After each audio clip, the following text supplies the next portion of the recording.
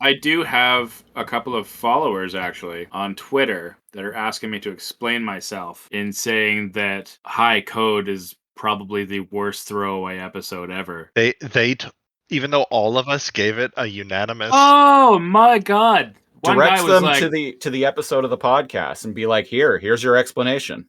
"What was Watch it. wrong with Yeah. High Code?" To which I replied, "Oh no, nothing yet. I'm What's trying good? to formulating my answer." But then another guy pops up with the popcorn. He's all like, "Yeah, right. Let's see this." So I will answer, but in case anyone here wants to answer, like off episode, I'll explain myself on air. oh, I'll explain myself until till you get it. And my explanation will be, we have a 2-hour episode of the podcast that explains everything. Go listen to that. Alphanumeric! I do some of my best surfing in the web. I thought you had somewhere else to be. Enzo Matrix, you've changed more than I thought. What would Dot, fine woman that she be, think of her brother behaving in such a churlish manner? Call me Matrix. Hey, bits for brains! How many CPUs does it take to catch one sprite? These Guardian bootlickers want me deleted too. Well, blow me down. Does he ever smile? If he does, run very fast. Greetings and salivations, ex-humans, for another episode of Alphanumeric, a reboot podcast. Brought to you by the only Lasercomb Productions. I am one of your hosts, NeoCal, and I am joined by the one, the only, Christopher Siege. Howdy doody, folks. And alongside NeoCal and Christopher Siege, we have the mighty, the intellectual, the mysterious AP Sniddler. In the well-toned flesh. In the well-toned flesh. Good morning, everybody. What is it now? Good afternoon, everybody. Is it the afternoon?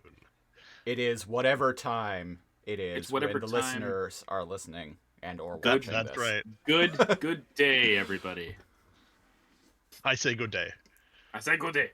So, today we're going over an interesting episode. You ever see that meme? Sorry. You ever see that Okay. meme where it's the picture of the otter holding a stuffy? And it's like, and he's like, "No, you will not take my stuffed animal away." I say good day to you, sir. And the next picture is it like, and it's like the caption is, "I said good day." I say good day. Oh, the blurry shot of him like Yeah. snarling or trying to Chomping. bite. Yeah. Yeah. Anyway, Well, that's kind of how Matrix feels about Andrea this episode. Yeah, do Yeah, not take my kinda. stuffed toy. Yeah. He tries to tell a certain new character to the series good day, and it does not work. In fact, he says good day many times in an angrier voice each time. Yes. And we're trying to figure out why today. yeah. Because again. today we are reviewing the episode Return of the Crimson Binome.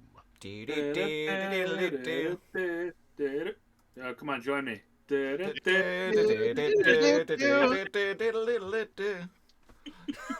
Perfectly in sync.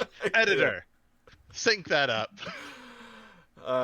Christopher. Yeah, that job's open if anyone wants it.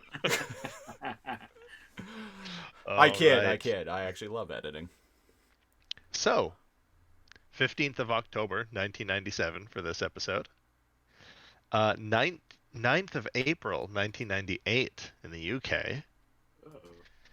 28th of November in the 1998 in the US. So you got it a little bit later. It should be noted that this is the last episode that aired in the UK. Yep. Because the show was going in a more mature direction than the UK partner was okay with. Yeah. And I'm like, how many times does he need to point and shoot a gun before they pull the plug? Apparently, this is it. Looking at what's on the BBC. Before they pull the trigger on it. Heyo. looking at the kind of stuff that's on TV in Britain, kind of like a real anything goes network they have at BBC 1, 2, 3, 4, and you're kind of looking at this. You're going, this is what they found too much. Well, anyways, what is children's programming like in the UK, especially at this time? Because I can't think of a single British kids show off the top of my head. I don't know, man. I haven't seen anything since Puddle Lane. I mean, the first thing that popped into my head was Insectors, but I think that was French. I think it was. Yes, it was French. Was it French? Yeah. Ooh, excuse me. A fully CGI series that predates Another one. Reboot. It was. Never even heard of it. Oh, we talked about it. Doors. We talked about right. it very early on in the podcast. I think. It was cute, but it was horrible. It was bad. It was very bad. That's how bad it was, Fong. Right. It kind of came out around the time of A Bug's Life. It looks reminiscent of Yeah. A Bug's Life or Ants or something. No, it predates those by a couple of years. Oh, really? Yeah. Yeah. Not long. Because remember, A Bug's Life was after Toy Story, and I think Toy Story was 1995. Oh yeah, that stuff was after Toy Story, definitely. Yeah. Wow. British Alrighty then. kids shows. Teletubbies. Christopher, I don't give a shit about British kids shows. Well, someone has to, damn it. And it's not gonna be us. It's not gonna be me. Man, I really like the sky in this like desert It's cool, right? in this kind of like desert Oh, here we go. Babar. oceanside system. Oh, Babar. Yeah. Oh, Babar. okay. Babar was always one of those shows when I was younger. I was like, oh, sweet, a cartoon. And I'd start watching it and I'd be like, This is freaking this boring. is so fucking boring. And I'd like change Yeah. the channel in 5 minutes. So Yeah. if Babar was there like a was the standard of The Rupert, yeah. was the standard of content for kids shows in the UK in the 90s. It's no wonder this like blew their corncob pipes out of their mouths. well, Sniddler heard what I was going to mention. Rupert, is that UK? Yeah, it is UK. I liked that. I I liked. thought that was nice. Trying to remember what else there was. There's a massive Wikipedia article that is just a giant wall of text. What? Like former like BBC like kids shows. BBC kid shows. What about Captain Pengu? Hogwash. Was Pengu like French Canadian? Postman It is, Pat.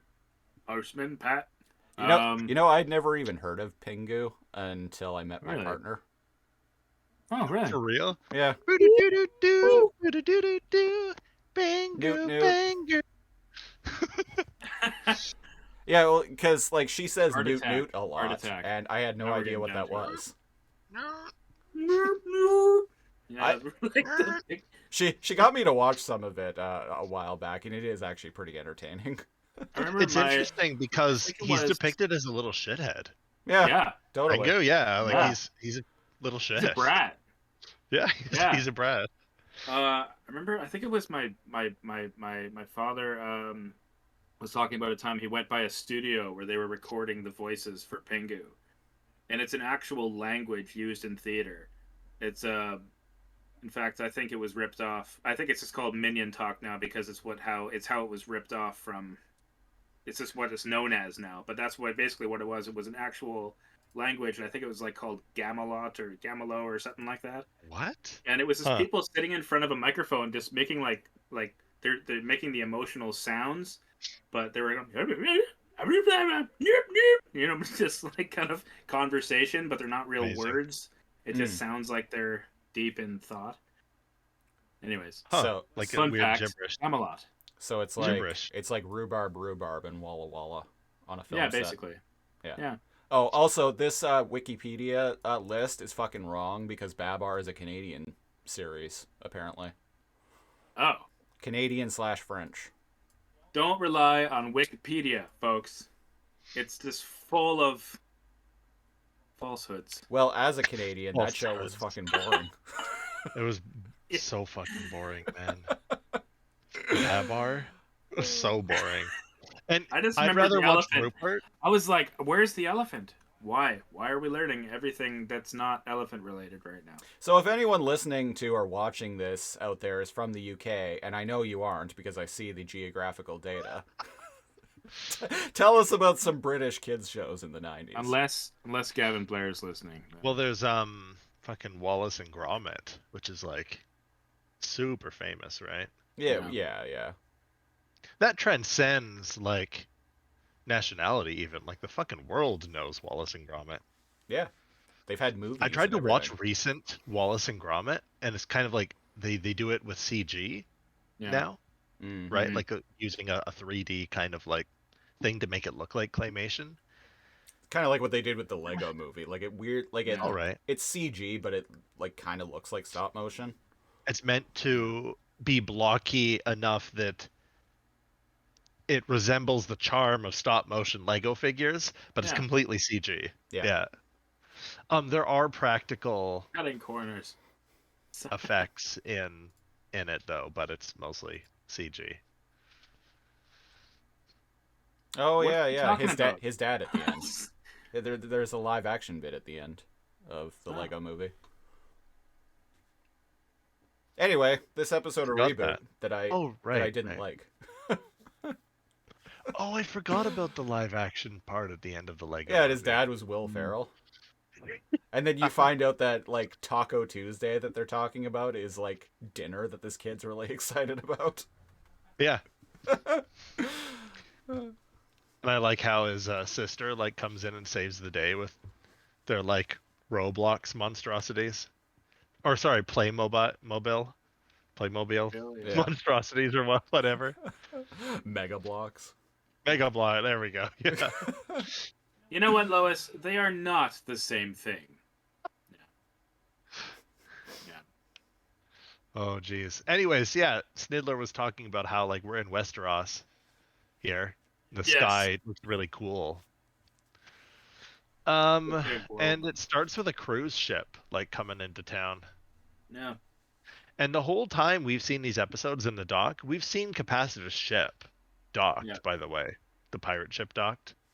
We should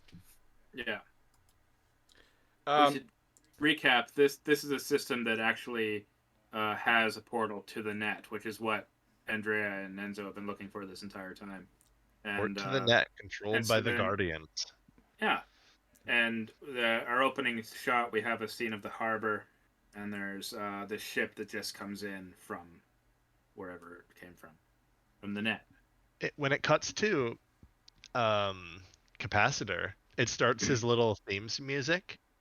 Oh, yeah. Do, and then it freezes for a sec as he hides.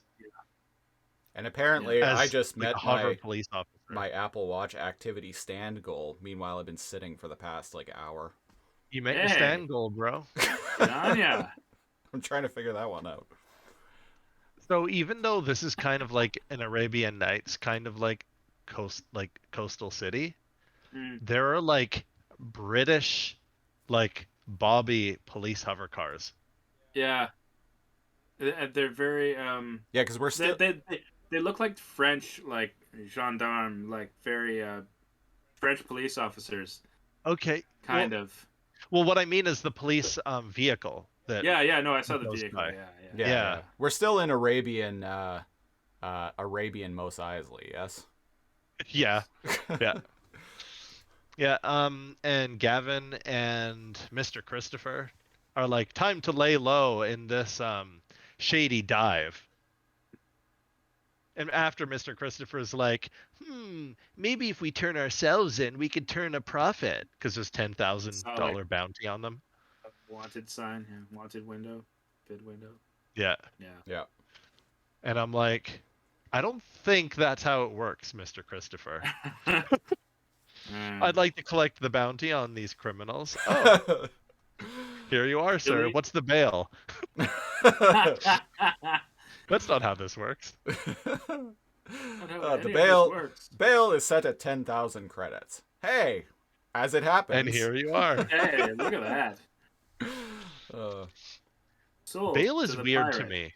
It's basically like, oh my god, if you're rich, you don't have to wait in jail for your trial. That's what bail is. Have you guys seen The Naked Gun? Yes. You're goddamn Not right. not in a long time. Oh, But not yes. like 15 goddamn years, but yeah. yeah. There's a bit, and I can't remember the specifics of it, but like, oh, there's this bit where Leslie Nielsen goes to this guy and is like, yeah, I'm looking for information, and he's like, well, I'm not going to tell you, and he's like, how's a 20 sound? And he's like, all right, and it just becomes this back and forth of the two of them, like handing the same $20 bill back to one another, back and forth, like exchanging information. Maybe this'll loosen your tongue. Exactly. That's kind of comedy. I love that. Loosen your... Yeah. Oh, that movie is amazing. A lot of younger people might not have watched it. Hell, even we're kind of almost too old for it. On the Airplane. cusp, yeah. Airplane. Oh yeah. Please I love watch. I love that movie. Almost a like word Excuse for me, word stewardess. remake I speak of jive. 0 Hour.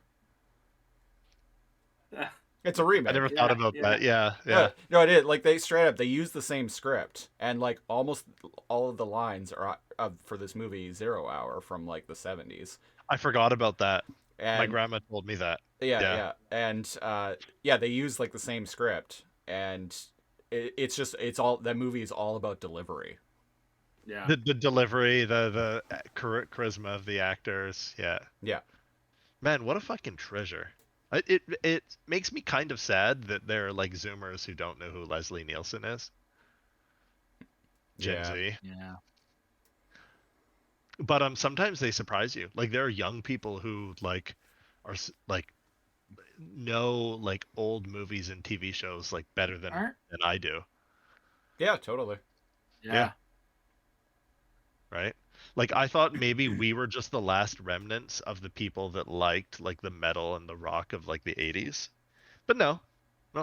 There's always going to be fans of throughout the eras of that. Yeah. Like as long as like media of really any sort, like as long as it persists to some extent, like people are going to keep discovering it. Like future generations are going to keep discovering it. Always. And inevitably like someone will like it. Yeah, exactly. And there's hipster cred, right? Right? Like you listen to Pink Floyd and Jimi Hendrix. You got that shit on vinyl.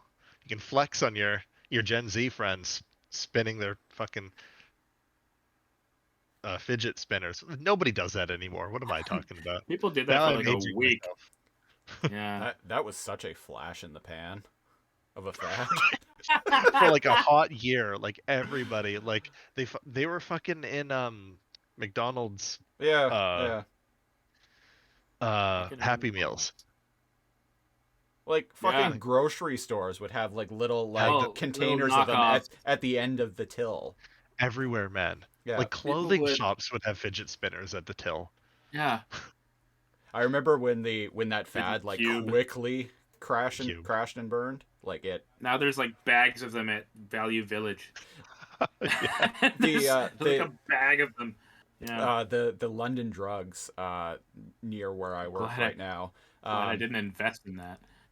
They like when that fad like quickly like crashed and burned, the London drugs that had like completely stocked up on them was like literally selling them for like by the end for like 5 cents a piece.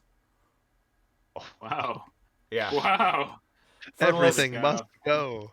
For our international audience, London Drugs is a Western Canada chain of drugstores. It's like Walgreens. Yeah, exactly. Yeah, Walgreens or something else. I'm always so shocked whenever they have things that are cheaper than like other places. Yeah. London Drugs you'd by expect and large is quite expensive.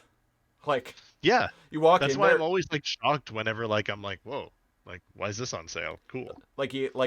You walk in there and walk into their like electronics department, and like I'll be flipping through the Blu-rays, and it's like, oh, Inception on 4K Blu-ray for $58.99. Cool. In 2019. Yeah, exactly. Yeah. And I'm like, what? This was at Walmart for $7.99. Well, 4K Blu-ray, so like $20. Oh, okay. Fair.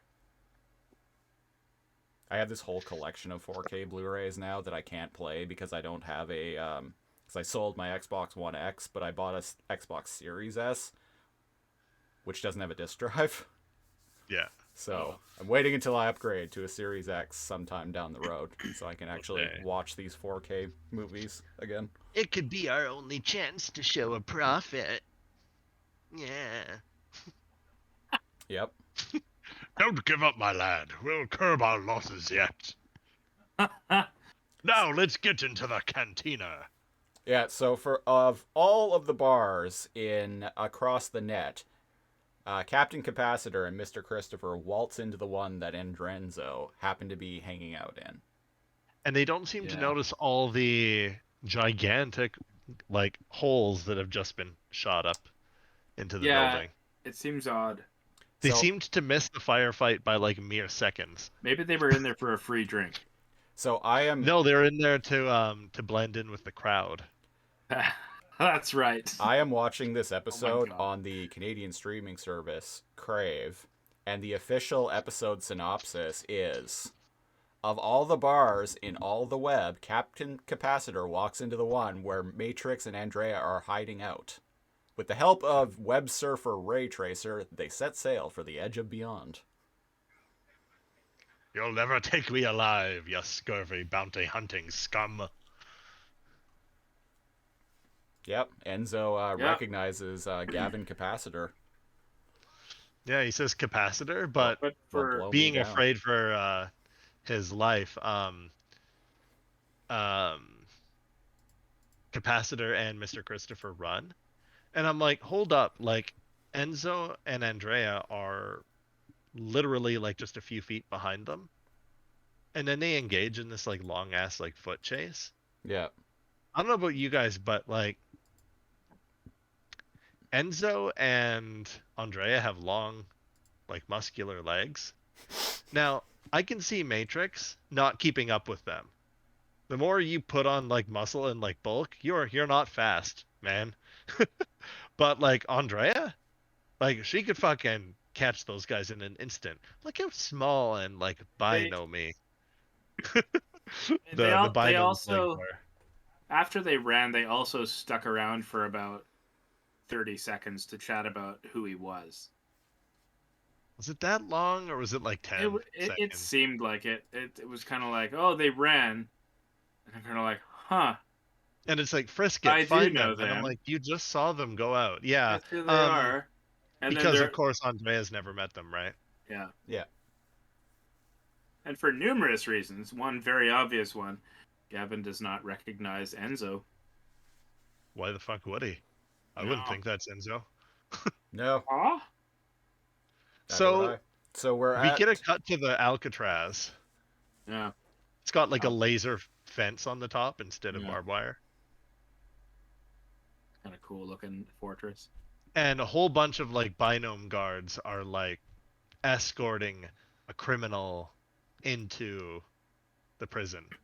The exterior but he stands of the Go prison. ahead. The exterior of the prison kind of reminds me of like a golden, like a kind of a futuristic version of like a fort out at sea, like something you'd see in like the golden age of piracy.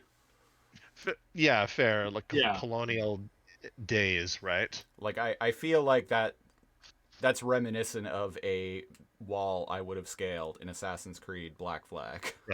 Right. Yeah. And instead of a kangaroo court that Ray Tracer, because we just get to meet him, they bring him up to a fucking jukebox. Isn't that the Silver Surfer? Like a jukebox. Same thing, right? Yeah, basically. Yeah. Kind of, yeah. So this jukebox powers on, and we get to hear his voice. and he's got a crew cut. Is that the flat top one? Yeah. Yeah. And he's shaved parts of his head so that his goggles can go tight to his head, which I find It's an very interesting funny. design. Yeah. And he's like, "Hey mate, can you spare me some change?" What does he say here? Yes, for an energy drink. Got me a mighty thirst for an energy shake. I And I'm can't like, do an is this? Australian accent very well. And he's like, "Is this? What is this? Like, I don't even know. Looking, is this a vending machine?" I love that they're pushing his board on a dolly. I Yeah. didn't notice that. Yeah, it's like locked up. And one of them smacks him in the dick with the baton, Like right on it. and he doesn't even And react. he's kind of like, huh? Yeah. And so, child me watching this in the 90s, I immediately thought of Silver Surfer. Yeah, same. Yeah. Because I read got a the same ton of shtick. comics in the 90s. Yeah. And so I'm like, uh-oh, what supreme being does this guy work for? Who is he the herald of? Right? I'll tell you who he was voiced by, though, which is, I thought was Yeah. pretty interesting. He's voiced by Donald Gibson, the brother of Mel Gibson. Mel. Yes. You may have heard of him. Probably You for the wrong you may have heard reasons. Fucking Christ. And He it turns he out had this, some troubles in the 2000s there. What do you mean, Christopher? Yeah. Oh, you mean he directed Passion of the Christ, and then everything went well. And then just faded into comfortable obscurity of retirement. Yeah, and offended nobody and said nothing bad. Yep. So where are Anyways. we at there? But, Oh, but sorry. anyway, So we Mel find out Gibson's the brother jukebox- voices Ray Tracer in this show, which I didn't know until a few months ago, and it's a cool little piece of trivia. Yeah. Here's the thing. He's a sprite with orange skin. So Andrea has orange skin. So I'm like, okay, so that means he's not from a system, because all the sprites we've seen from a system they've been different here or there. But in my head, watching this, I'm like, oh, does that mean he's from somewhere else, like Andrea is, or are the color schemes just supposed to be randomized, right? So I don't have an answer for that yet. Maybe they'll Well, explain that at some point. he does a lot of surfing, and he looks very tanned. I think that's just what I think that's what they're going It's like for. Andrea, right? Andrea's got a surfer look, Yeah, and she's 10, and yeah. They spend a lot of time in the sun. I like his design. His The suit's chromatic blue, It's Yeah. cool. Yeah. the surf, like the wetsuit that he's kind of got built Yeah. into him. His goggles, Shimmers. it's like chromatic and cool. Yeah, he's iridescent. he's chromatic. He's solid, just like the Silver Surfer. Yeah. Yeah. By the I looks kind of of it, like his design more than the Silver Surfer. I know. same. No, I agree. And by the looks of it, I'm gonna guess that he himself is ray traced, judging by how reflective he is. How? Yeah, absolutely. it's cool. Yeah. Yeah. Willing to bet. Yeah, he's got Well, some season 3's picked up the ray tracing like crazy, right? yeah, The rendering for season 3 is amazing. he's got some black rubber on his shoulders that looks Yeah, pretty little dope. pauldron thingies. Yeah, the fingerless gloves kind of going. He's cool. His icon on his belt is the Motorola logo, actually, according to the ReBoot wiki, because Motorola won a contest. What? Huh? Hold up! It won a contest. Yeah. Let's see. Let's find the Insider information. uh Is it like they won a contest, kind of like that rich girl in Willy Wonka and the Chocolate Factory won the contest by having her dad buy like 15,000 chocolate bars? the company won a contest for the product placement. So it's literally the Motorola logo. Apparently it eventually changes to just like a wave. Oh. Okay, But interesting, cool. That makes At least in this sense, but- episode, it's the Motorola logo. That's weird. Like, why would a company need to enter a contest? Like, Hello, Moto. wouldn't like typically weird. product placement, like the company just pays them. Was the contest how much they could get paid? Yeah, basically. Oh look, you win. You gave us in the silent bid You offered the most amount of money. You win. Yeah. Basically. Yeah, like contracting. So we find out the jukebox is a fucking judge. Oh, it literally yeah. is a jukebox. That's hilarious. Yeah, and it's a one-man kangaroo court apparently because it's like Ray Tracer, you have been found guilty of unauthorized system travel. You have been sentenced to death by the Guardians. You will be deleted at 0800. Have a nice day. That's like a judge. That's like a unilateral like legal system in like an episode of Star Trek, the '60s Star Trek show. Yeah. That's very Yeah. original series. Especially with Jesus the Christ. voice and everything. I like Ray Tracer. As a kid, I didn't. I don't know Yeah, why. same. But as an adult, I do. I thought he was Like cool when I was a he's kid. cheeky and he Yeah. turns around and he's like, and that's a nice day right back at you. Yeah. Very, very Australian. Doesn't give a fuck. Just kind of like, rolls with it. He's got a surfer Like, dude yeah. attitude. Yeah, that's Fair. fine. Yeah, fair, Yeah. fair. That's fair dinkum. fine. Destination fucked. Yeah. Destination fucked. See, when I was a kid, I thought he was cool because he reminded me of the Silver Surfer, No, there you go. and I like him even more now. And indeed, to get him into his cell, they thwack his surfboard. They whack. Yeah, they thwack his surfboard. He collapses, The way completely unconscious. the way Guess they it's- he gets thrown into the cell. It's such a He's kinda like comical Sack animation. of potatoes. Like, he just bounces. I love that. Like all four of them grab a limb and they just heave him off camera into It's just the way he lands is Yeah. so perfect. I'm gonna Uh, watch that Yeah. again. It's a comical animation. You know what? Yeah, that's worth rewatching. Yeah, In the yeah. hallway leading up to it, the surfboard is about 3 feet too high than the storage containers. Oh yeah. The model is actually way too Mm. big for the storage Used to be. containers. What happened? So it's funny, they must have like shrunk the model for the surfboard before they threw it in the storage Oh yeah, container. and in the shot where they thwap him, the top of the surfboard is clipping through the ceiling. Whack. It's like 3 feet Yeah. taller than the lockers. Yeah. Yeah, They put it in. yeah. I just noticed that. Yeah, because the lockers were a certain size, but Ray Tracer's very tall, and he's a sprite, and his surfboard needs to be bigger than him. And yeah, it's like clipping. It's really big, so they must have shrunk it. But yeah, they just like fucking like a sack of potatoes whip his ass into the cell, and he kind of like just like a dead fish just collapses. Yeah, he doesn't even like ragdoll or anything. He kind of just like his limbs like stay perfectly in place, and he kind of just bounces over onto the floor. Barely bounces, just smacks right into the. So they're not nice.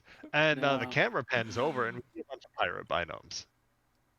Yeah, it's Capacitor's crew, and they're like, "Oh, it's not the captain. Then there's a chance we'll still be rescued." Yeah. Yeah. Yeah. And we cut to like a chase scene through like the marketplace, the Yeah. familiar marketplace we've seen. I'm like, where is everybody? Maybe it's after 5. So we're in Victoria. They just punched out. Yeah. Yeah. I was gonna say salt spray, but nobody knows what salt spray Anybody, is. yeah, Yeah, anybody like no. listening? We live in like a university/retirement like city, so like there can be thousands and thousands of people. Oh, and sometimes cruise ships come in. Yeah. So downtown can go from like crawling with like it feels like 10,000 people, and then as soon as you go out at like say 8 p.m. on like a Wednesday evening, Dead calm. and it feels like a Twilight Zone Yeah. episode. Yeah. You're like, am I the last man on Earth? And then you go a couple of That's blocks great. over to close to where I work, and Yeah. crackheads are everywhere. And it becomes It's great. Oh becomes yeah. Mad Max. body snatchers. because you're like, oh, there are That's people. There they are. Hello, human beings. I'm alive. And they turn and they just go. And you're And just you're like, like, oh shit, god. I was wrong. They're like, Haagen-Dazs!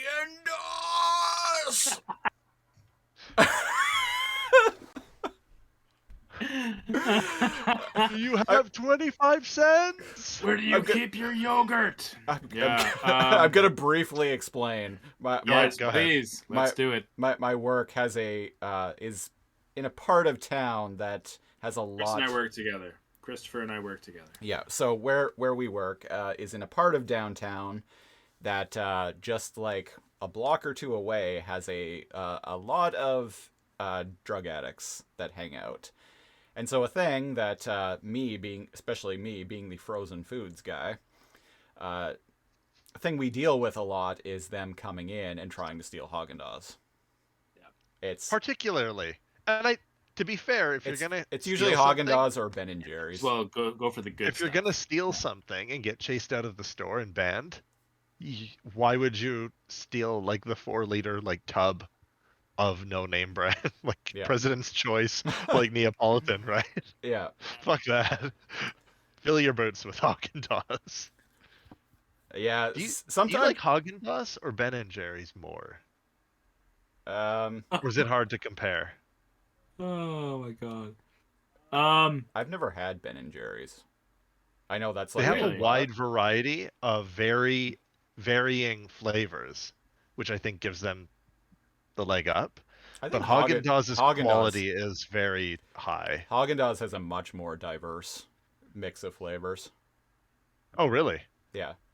Oh, I thought Ben and Jerry's was like famous for having like crazy seasonal flavors. Well, Ben and Jerry's has like they have like maybe 15 SKUs in total, but they rotate a lot of their flavors out, whereas Haagen-Dazs has straight up like 40 SKUs that they have all the time. Oh, okay. And and to be fair, I have no horse in this race at all of Ben and Jerry's versus Haagen-Dazs, but I have to order this product, so I see every day like what's available, and yeah, Haagen-Dazs has way more flavors. As I get older, I'm growing out of things that are like unhealthy by accident. Like I don't really eat just ice cream on its own. Like every once in a while I have like ice cream cake or ice cream if somebody's like having it at their birthday or something, right? But I don't just like buy and eat ice cream. Which is probably better for me, right? I never really did until I started working with ice cream all the time. And then I started getting curious. I don't buy it or eat it a ton, but every now and then. Started getting a little ice cream curious. Yep. And Hello, ma'am. I've got the gut right here to prove it. I see nothing. So the power of the camera. Yeah, there's a chase scene where Capacitor and Mr. Christopher and Capacitor come to a dead end. Yeah. And I like how Capacitor's like, "Oh, fine. I'm tired of running anyway. I'll face them head to head." And I'm like, "Well, you didn't have a choice. You ran into a dead end." Yeah. Yeah. But sometimes you got to psych yourself up. You got to act like you chose to fight. And I'm like, "Really? You're going to fight these three? Like a giant like man-eating dog, like a man that's made out of muscle?" With like a fucking Terminator eye, and like Andrea, like a crazy like assassin, like ocean assassin, mermaid chick.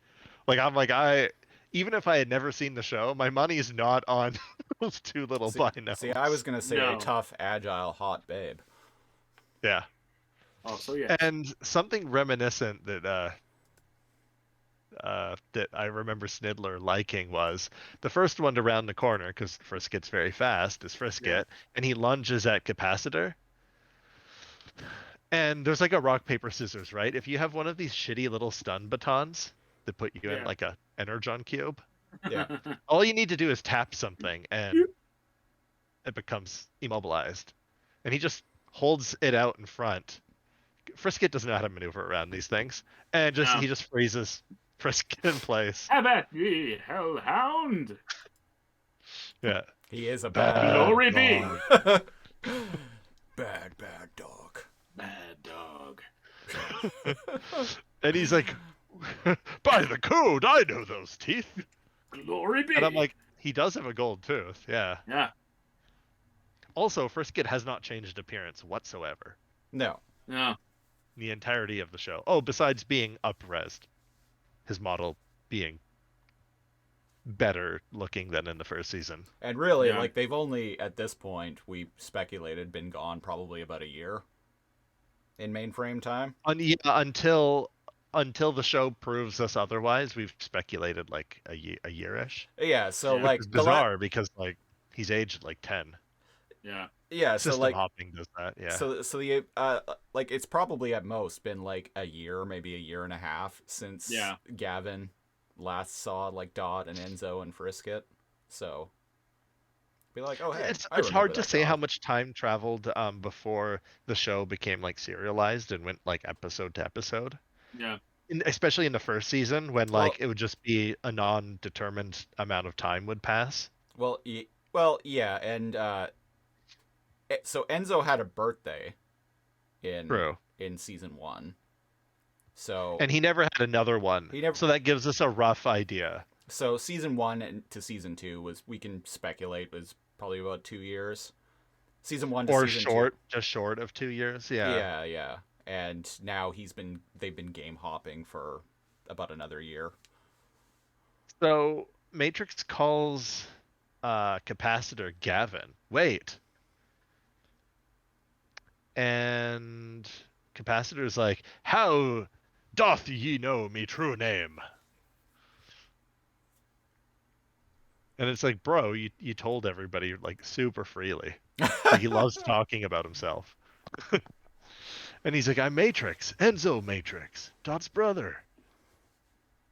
It's Matrix It's like- now. Not little Enzo.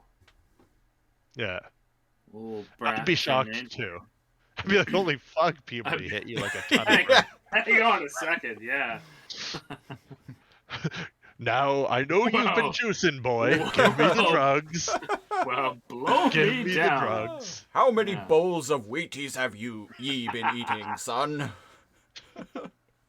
Fuck. Breakfast of champions. Uh, Yeah, and Enzo explains that, like, game hopping, so they compiled up faster, and Andrea introduces herself because Gavin's like, and who this who is be? this? How did I walk past you? Hubba, He kisses hubba. her hand and takes off his hat, and he's like, Wow. Matrix has great taste in... Exquisite taste, Exquisite. my lovely lady. Yeah, You know, and which, yes. And yeah, so Enzo like gives them the rundown of like what happened, and that they need access to the ship because they need to travel through the web to find Bob and to get back to mainframe. Yeah.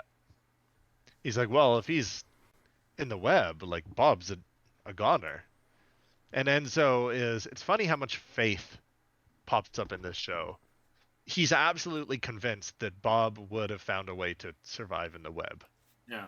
And from what we've seen in the web, it's like a Cthulian, like, nightmarish, like, space hellscape. Yeah. Very, And from what we've seen of Bob, the man's got a lot of heart. Give him that. But he's not that capable. Uh-huh. And he did not go into the web with Glitch. No. See, he's, Which is kind hooked. of his special weapon. His ace in the sleeve, yeah. So Yeah. Matrix is like blind belief that Bob must be alive. Kind of just feels like childish hero worship, in a way. Yeah, but... yeah. But, oh well, whatever. We know Bob's Yeah. alive. Yeah. We I know. hope. We know. At this point, we're hoping he is. Yeah. Yeah, yeah. Yeah. We're I remember hoping my he first is. time watching this going like, no, I don't think so, man. I think we're looking for nothing.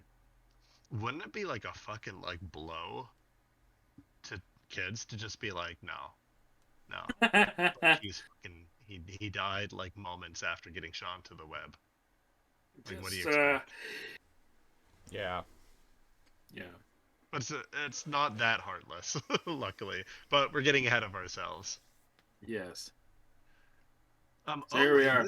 in this scene where Enzo and because remember he's Enzo's like the way he looks at his past and the future is reaffirmed now.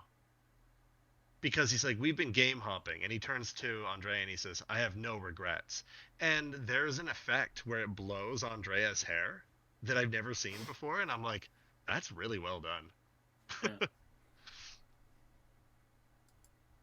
Yeah. I don't know why I noticed this. Yeah, around he says no regrets, and he looks at Andrea, and her hair is like moving. And is this the part, or am I? Maybe I'm Yeah, getting confused. her hair kind of moves like it kind of has a mind of its own almost. Because like Maybe I'm there getting will ahead be. of myself. There's a scene in the episode where her hair. Oh no, it is here. Yeah. Yeah. It's Yeah. Also, Cal, you got quieter for some reason. Yeah, what I happened? got more quiet. Oh, maybe I hit a balancer or something.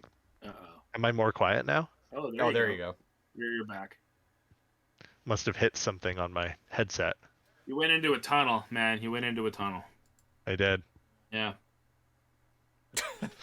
So yeah, they quickly find out that the Sorry, you're cutting out. I'm going into a tunnel. Bye.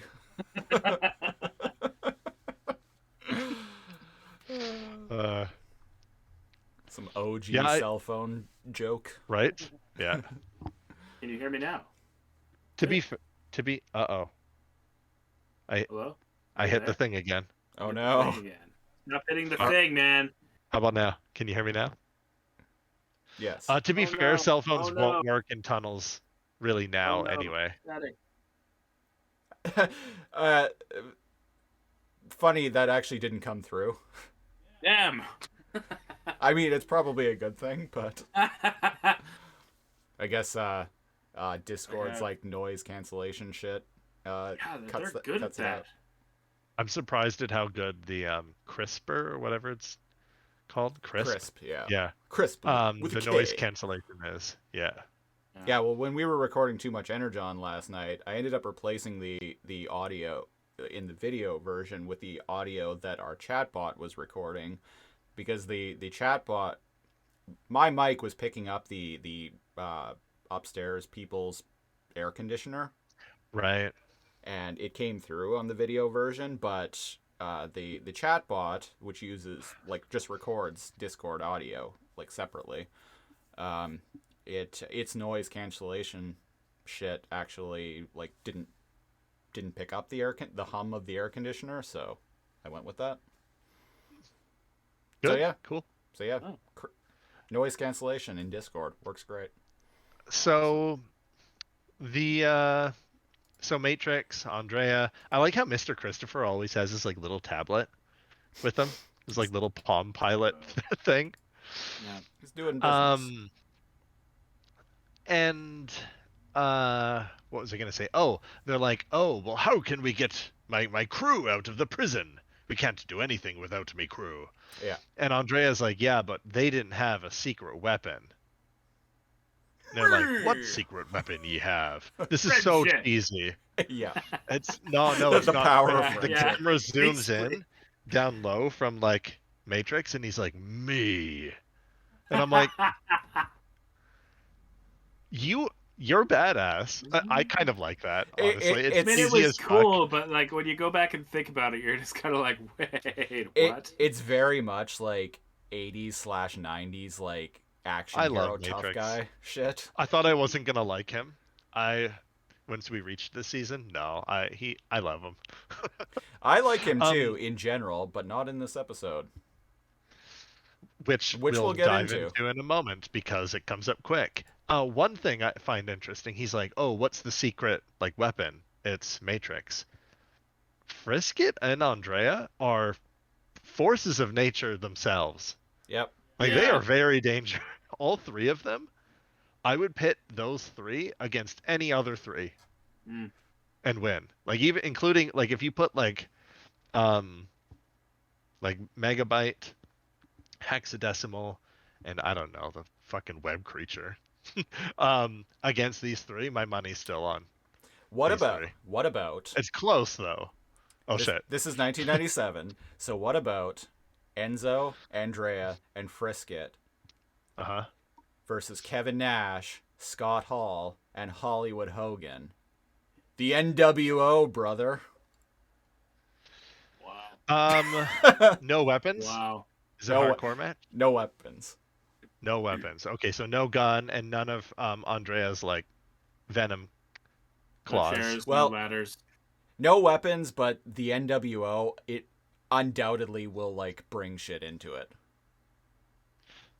Good point. That's a good I point. think they would still. What they'll do is they'll throw Man would one of them. still- They'll throw one of them into the ref and accidentally knock him out, Yeah. and then Be- the other one will hand them a chair, They'll right? beat a motherfucker with another motherfucker. Yeah. Yeah. The whole thing ends with like like- the entire like locker room like clearing out, people throwing garbage into the ring. Hollywood Hogan is like spray painting NWO onto Matrix's back. Yeah, that's a story, right? Listeners, if you can't tell by my shirt, I like pro wrestling. Spray paints into. Wow, that would happen. And what a revenge arc too, right? Yeah. Oh fuck, I'd love to see that feud. I'd love to see that. I can't even think of who would play Matrix. You know what? If I had more time, I could probably find somebody perfect. But right now Let's pose is that not the time question for- to the listeners. There you go. Who would play a live action Matrix? Yeah, Specifically live-action in a Matrix. wrestling context. There Yeah. you go. Oh, I could think of a few people, but so yeah, their secret weapon is Matrix, and as we find out, that just means he has a gun. Because Yeah. no, he uses his barbaric strength one time in here. So I kind of like the layout of this prison and like the walkway It's with like the cool. lasers. Like Yeah. I get a good feel for it. I really like the Andrea like seducing the guards scene. Yeah. that was yeah. kind of a Brisket. classic. Yeah. I was watching it and I'm like, fuck, you know what? This would work on me. Yeah. And It wouldn't work on me. I'm like, I don't like that. So she leans in, and they're all the like you said, kind of like French, like police officers with the. Yeah, but they got southern accents and weird voices. It's, I don't get it. Yeah. this is Um, the area. And she's like, "Excuse me, can you help me find my dog?" And she like bends over, and they all like Yeah. freeze in place with their mouth agape, and they're like, "Huh?" And they're the kind of like boss of them who has a thicker middle section to make him look like he's fat. Yeah. He's got jowls or something. He's like, "Sorry, man, this is a We're on restricted about area." again with the jowls. Binome jowls. Again with the jowls. God Again with- damn it. Again with the jowls. And Andre even like puts her arms behind her back to like push her chest forward, and she's like, "But my doggy, he's missing." And I'm like, "This lady is not helpless, you idiot." Like, Yeah. Yeah. and they're all like, "Well, I haven't seen a dog lately, but I mean, I guess I mean, could you go know, I in." guess I Yeah. could. Yeah. Look, sure. But the boss is kind of all like, "I don't know about this," and she's all like, "Oh, never mind. There he is," and she turns her back to the camera, and like bends over. I didn't catch this the first time, And they're all and just they all staring. stare at her ass. Yeah. She's like wearing like tight like snake skin yoga pants, I guess you could say. She's got scales. That's scales Mermaid on her back. mermaid leggings. Oddly Yeah. enough, it's doing it for me. But you know. Yeah, And not in on that. fact, they all kind of like cant their head What a down shock! and kind of like stare. Yeah. And then Frisket jumps in and he causes chaos. Ah. then So he takes down the goons, and she does something really cool. She throws one of her starfish, but instead of taking out one of the guards, she like destroys some of the computer. Yeah, the surveillance system. I think. And I'm confused because what she should have done was taken out the alarm. Yeah. Because who cares about the surveillance system going offline if the alarm goes off? You've all played like Siphon Filter, not Siphon Filter, Metal Gear Hitman. Solid games like that, where you Yeah. got to stop someone from getting the alarm. I think she failed. That's a thing in the more recent Assassin's Creed games too. Like you'll get like a little icon that of like an alarm bell that'll appear toward or above like a certain guard's head, and you'll hear him yell, "I'll go sound the alarm," and you have like a few seconds to like take him out before he does. Before he rings a fucking bell or something. Exactly. Yeah. So she failed. She failed her Assassin's Creed quest here because they have like a high school like fire alarm go off here. Yeah, I was listening. Like, what is that? It's just that standard kind of like metallic like bell that was like installed in every building from like 1950 to now. Yeah. Only recently did we install that metallic fire alarm and install like modern like fire alarm system. When I was a teenager, I lived in a place on my own. It was a youth subsidized housing. It's basically for bad kids who like weren't in foster care system, which I wasn't part of, but primarily it was like foster care didn't really work for them because like they were too old or whatever. It was for it was for kids like 16 to 18. 16 to 19. Oh, 19. Yeah. So I lived. I almost was in one of those. I lived in there for, I think maybe a year and a half when I was like 17 to 18. Right.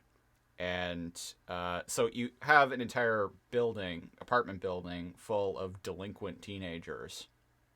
You bet What your could go wrong? ass someone was pulling that fucking fire alarm in the middle of the night at least once a week. Oh, no doubt. You gotta. I hate that. It got to when a I was a point teenager, I felt so much more adult than everyone my age. It very quickly got to a point for me where I like stopped bothering to go outside and wait for the fire department. And that's how Christopher died. Yep. And we're all dead. And you are too. Whoa! And now that you've seen this video, This podcast you will die. You yourself will die in 5 days unless you forward this YouTube URL to 5 of your friends. But who was phone, Christopher? Who was phone? These podcasts were created 25 years ago. What? By you. By you. We traced the call. The podcast is coming from inside the house. Actually, quite literally.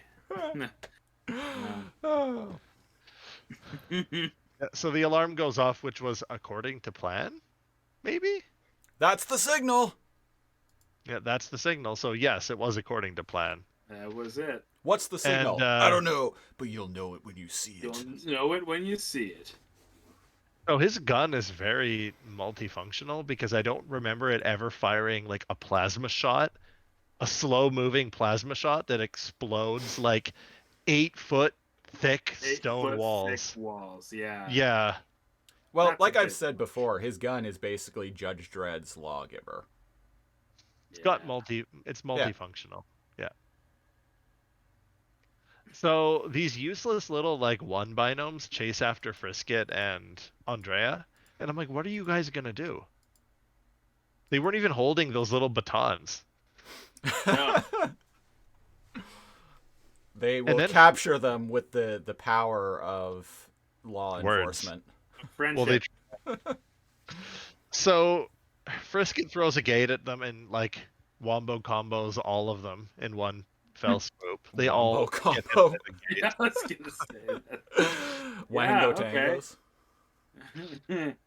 And she tells Frisket to go to the docks and help free the ship. And Frisket whines in protest, and she's like, "No, go on. I'll meet you there. Get out of here." Um, and I'm like, "What? Why doesn't she just go too? What's their business left here?" Weird. I guess Yeah. he's faster, and they can split up. I don't know. And again, the same shtick happens multiple times in this episode, where Capacitor with Enzo is now running through, and he's like, "My men must be in here," and he tries an access panel, and he's like, "Oh, it's locked, and I need the access codes." And Matrix is like, "My turn," I've got your code right here. and he shoots the panel, and that Shits kind his of like makes pants. it makes it open a little bit, and then Yeah. he like fucking brute force rips it open, and he's like, "Come on, heave, lad, Yeah. heave." Heave! Put your back into it, man. Yeah. So 1930s police officers with Tommy guns are shooting at Andrea outside. Yeah. The guns are on the outside of the vehicles actually, but just like the sound of it reminds me of Yeah. like Tommy guns. It's very, yeah. It's And I'm like, very... the ones on the ground didn't even have like a baton, and they were chasing her without any weapons, but the ones flying are shooting to kill. Strange, because later on they go, "Give up or we'll delete you." Yeah. The, Yeah, and I don't know. and then she gets away, and they do that again and again and again this episode. They say, "Give up or we'll shoot you," after they've like responded with violence every time. Come on, Yeah. It's like, let's maybe- go and do it again and again and again And again. How many CPUs does it take to catch one sprite? It's for And brains. the vehicles, the hover police, look at each other. They look at each other. The vehicles. Yeah, the vehicles do. And then yeah, they so charge funny. at her and shoot. Yeah. And then she They don't even uses her think. trident. No. She uses her trident to pole vault over the wall and escape. Which, that's handy. All right, so we get to the famous meeting point between Enzo, the crew, and I knew there was something in the Andrea thing that I wanted to mention. Go ahead. She yells out to them, "Hey, bits for brains," Yeah, Right. which made me Ooh, laugh. obviously. No, yeah, Yeah. no, it made me chuckle earlier. I know, I liked it too. I like that Capacitor's crew are all in one cell, even though there's like 5 empty cells all around. Yeah. And they're like, "Oh, who be this lad?" And Capacitor, acting like he had recognized him all along, he's like, "Don't tell me you forgot the young Matrix boy." Well, Yep. if the TV show Black Sails has taught me anything, it's that a pirate captain always needs to seem smarter, stronger, and tougher than his crew. More capable, more wily, yeah. Otherwise, they will lose confidence Mutiny. in him and elect a new captain. Elect, yes, that's what mutiny is. The democratic election of a new... No, pirates Yeah. would actually they would essentially support they would one essentially person to... Yeah, to yeah. be the captain. Yeah, they would choose a crew would choose their own captain. Gotta be capable, folks. Yeah. You Black gotta be Sails, tough, great You show. gotta be tough. You gotta be wiser. If anyone You gotta listening have- to or watching this likes Black Sails, mention it in the I haven't comments seen it. I have not seen it. because I love that show. I'm gonna have to. And if you don't like it, mention it in the comments. Yeah. Either way, we get comments. And then I will make fun of you. So again, No. Matrix solves everything by shooting it. Everybody wins. He shoots the cell, the bars Yeah. where Capacitor's crew is, and like it's made out of Legos, the bars, as if they're all one giant piece, just fall forward. Oh, hey, Mongo is And here. I'm like, Yeah. yeah, she's in there. The bars fall forward. I'm like, couldn't they have just pushed that over, or did Enzo loosen it with his shot? Magic of time. As they're running out, Mongo's like, "You kind of cute." Too cute. And I As- love this. This reminds me of younger Enzo. He kind of goes, yeah, yeah, yeah. that reminds me of young Enzo. as That's they're a very young Enzo face. as they're leaving, Ray Tracer is like, "Hey, let me out." And I just noticed that I don't know why this didn't occur to me when I was watching this earlier, but I'm just noticing it now. He is still laying on the floor. Yeah, yeah. He's still laying no. face down on No, the he floor. So just woke this is up. why. He just Because woke when up. they're going after their pirate weapons that are in the lockers, right? They jostle one of the lockers Yeah. where Ray Tracer's board is, and that makes and that wakes him up. Ray Tracer kind of like sparkle, like shimmer. Oh, That's the okay. word I'm looking for. Is it A little bit, his- and he wakes up. His board is his life force, basically. Like it's him. They are So, yeah, he just wakes symbiotically up. linked. Yep. Yeah. Oh, It's okay. glitch. And These guardian bootlickers want me deleted too. that made me laugh. I would see every time And- every time I attempt an Australian accent, it just goes Cockney. I can I do just- I can do it okay. I think. can't do it well enough. It's the trick is to be subtle, unless put another shrimp on the bobby, that's actually kind of better than how most people do it. But yeah, there are varying levels of it. Yeah. Yeah. But for some reason, I have no idea why. Enzo's like, I have no use for you. And Yep. right now, that's okay. That kind of fits in line with him. But if it didn't get worse, I'd have nothing to say about it. But it Yeah. does. It's worse It- and worse and worse before he even has a reason to be jealous. Yeah. That's the part that bugs me. Yeah, All of us. He is an asshole, right out of the gate to Ray Tracer for absolutely no reason. And Ray Tracer's nice the whole time. Yeah. Later on, when he starts flirting with Andrea, okay, then you could be angsty. Yeah. When they first meet, I don't get that hostility, especially when he can be of use, and indeed he is. becomes Yeah. useful. And think about it this way. So from Ray's perspective, so this guy, like, that you meet is a fucking asshole to you, like right from the And then you get-go. meet his girlfriend. And then you meet his hot girlfriend, Who's nice. who's nice. Like, are you gonna feel bad about like being flirty with her, like right in front of this prick? Yeah. Like, Yeah. no. Good point. Yeah. Good point. And as far as he can tell, he's just an asshole. So he doesn't see what Andrea sees like in him. Yeah. And to be fair, Yeah. like Andrea and them are like middle school like sweethearts. Yeah. Like, she's never like dated around. They've never had the opportunity. They've been game hopping or whatever, right? Yeah. So it's like,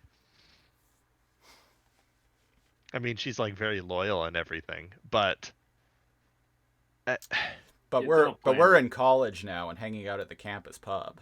And I Right? just can't do long distance, you know? So can't do long distance. Yeah. I'm from a game we haven't seen in a few years. You're from mainframe. you're a sprite. I'm not technically real. I get it. Yeah. He's got orange skin. I've got orange skin. He's got more of a swimmer's bod. We're the same. he's you got know? he's got a flying board, you know. He can He's not an asshole. I haven't seen what like unknowable, like all powerful entity that he's the steward of, but I'm sure he's cool too. I haven't met Unicron yet. he hasn't summoned Unicron to mainframe as of yet, so Not yet. Yeah. oh there I guess Galvatron would be Unicron's steward. he Yeah. is, yeah, totally. But in my headcanon here now, Ray Tracer is the herald of Unicron. I love it. Yeah. It's canon. Yeah, It's canon, folks. it's laser Oh, cone canon. cannon. So Capacitor calls him out on it, and I kind of like agree. I'm like, Matrix has been like a hard ass, but he hasn't been an asshole for no reason on the show. Yeah. Like he helps. They go system to system, and they genuinely help for no reason, but that they're good people. Well, and I So for him mentioned to just I mentioned before, like the previous like 4-episode arc, they were essentially doing like an Incredible Hulk or like Quantum Leap type thing, where they were going to like a new system. Ziggy says we can't leap until we help the people of the system. Yeah, exactly. Like solving their problems and then moving on. Yeah, and helping the people along the way. The littlest hobo. Yeah. The littlest. That's even more of a blast from the past than this show. Yeah. I used to love that shit when I was little. Oh yeah. Really? Yeah, no, I did. Yeah. It's a show from like the late 70s, but it was still on in reruns. Older than me, folks. It was still on in reruns back in like 1989, 1990. Yeah. On, like, I watched the CBC. reruns. Well, my Grammy used to. I've mentioned it. My Grammy used to record a lot of things. Yeah. And on VHS, and then I would watch them. The British, whose line is it anyway? Kung Fu. Kung Fu, Littlest the legend Hobo. continues. Remember Kung Fu? That's awesome. The legend continues. Oh, with the cop as his son. What? That one was. I watched that too. I'm not gonna lie. I watched that. Yeah, that was But on I in like loved '93, Quantum I Leap. think. Yeah. Yeah. I'm not gonna lie. I watched that. Yeah. I'm also not gonna lie. Scott Bakula as Captain Jonathan Archer. I think he deserves a place at the table amongst the finest Starfleet captains. There you go. Come at me, Star Trek fans. It's the actor who plays the Quantum Leap character. Yeah. Scott Bakula starred in Quantum Leap, and then in 2001 for 4 seasons he played Captain Archer. I didn't understand the hate in Enterprise. I actually like Enterprise. I thought it was a good premise. Yeah. Agreed. So what do we got going on here? Man, I watched so much Quantum Leap. Oh, sorry, yeah, Capacitor's like, hey, in order for you to jump systems, you've got to save that surfer. And he's like, shit. There was one episode of Quantum Leap where he like leapt into like the body of a chimp. No. Anyways, I haven't seen a ton of Quantum Leap. Like I've seen it, but I haven't seen that one. Only if like, you want to watch Bakula in drag a lot because he jumps into like the bodies of women. That's the show for you. And he goes, oh, okay. What was it? Ziggy was like the super time paradox like supercomputer that like the hologram that would follow him around would like communicate with. Mm-hmm. Yeah. No one else could see him. Yeah. Well, no, Ziggy was the computer.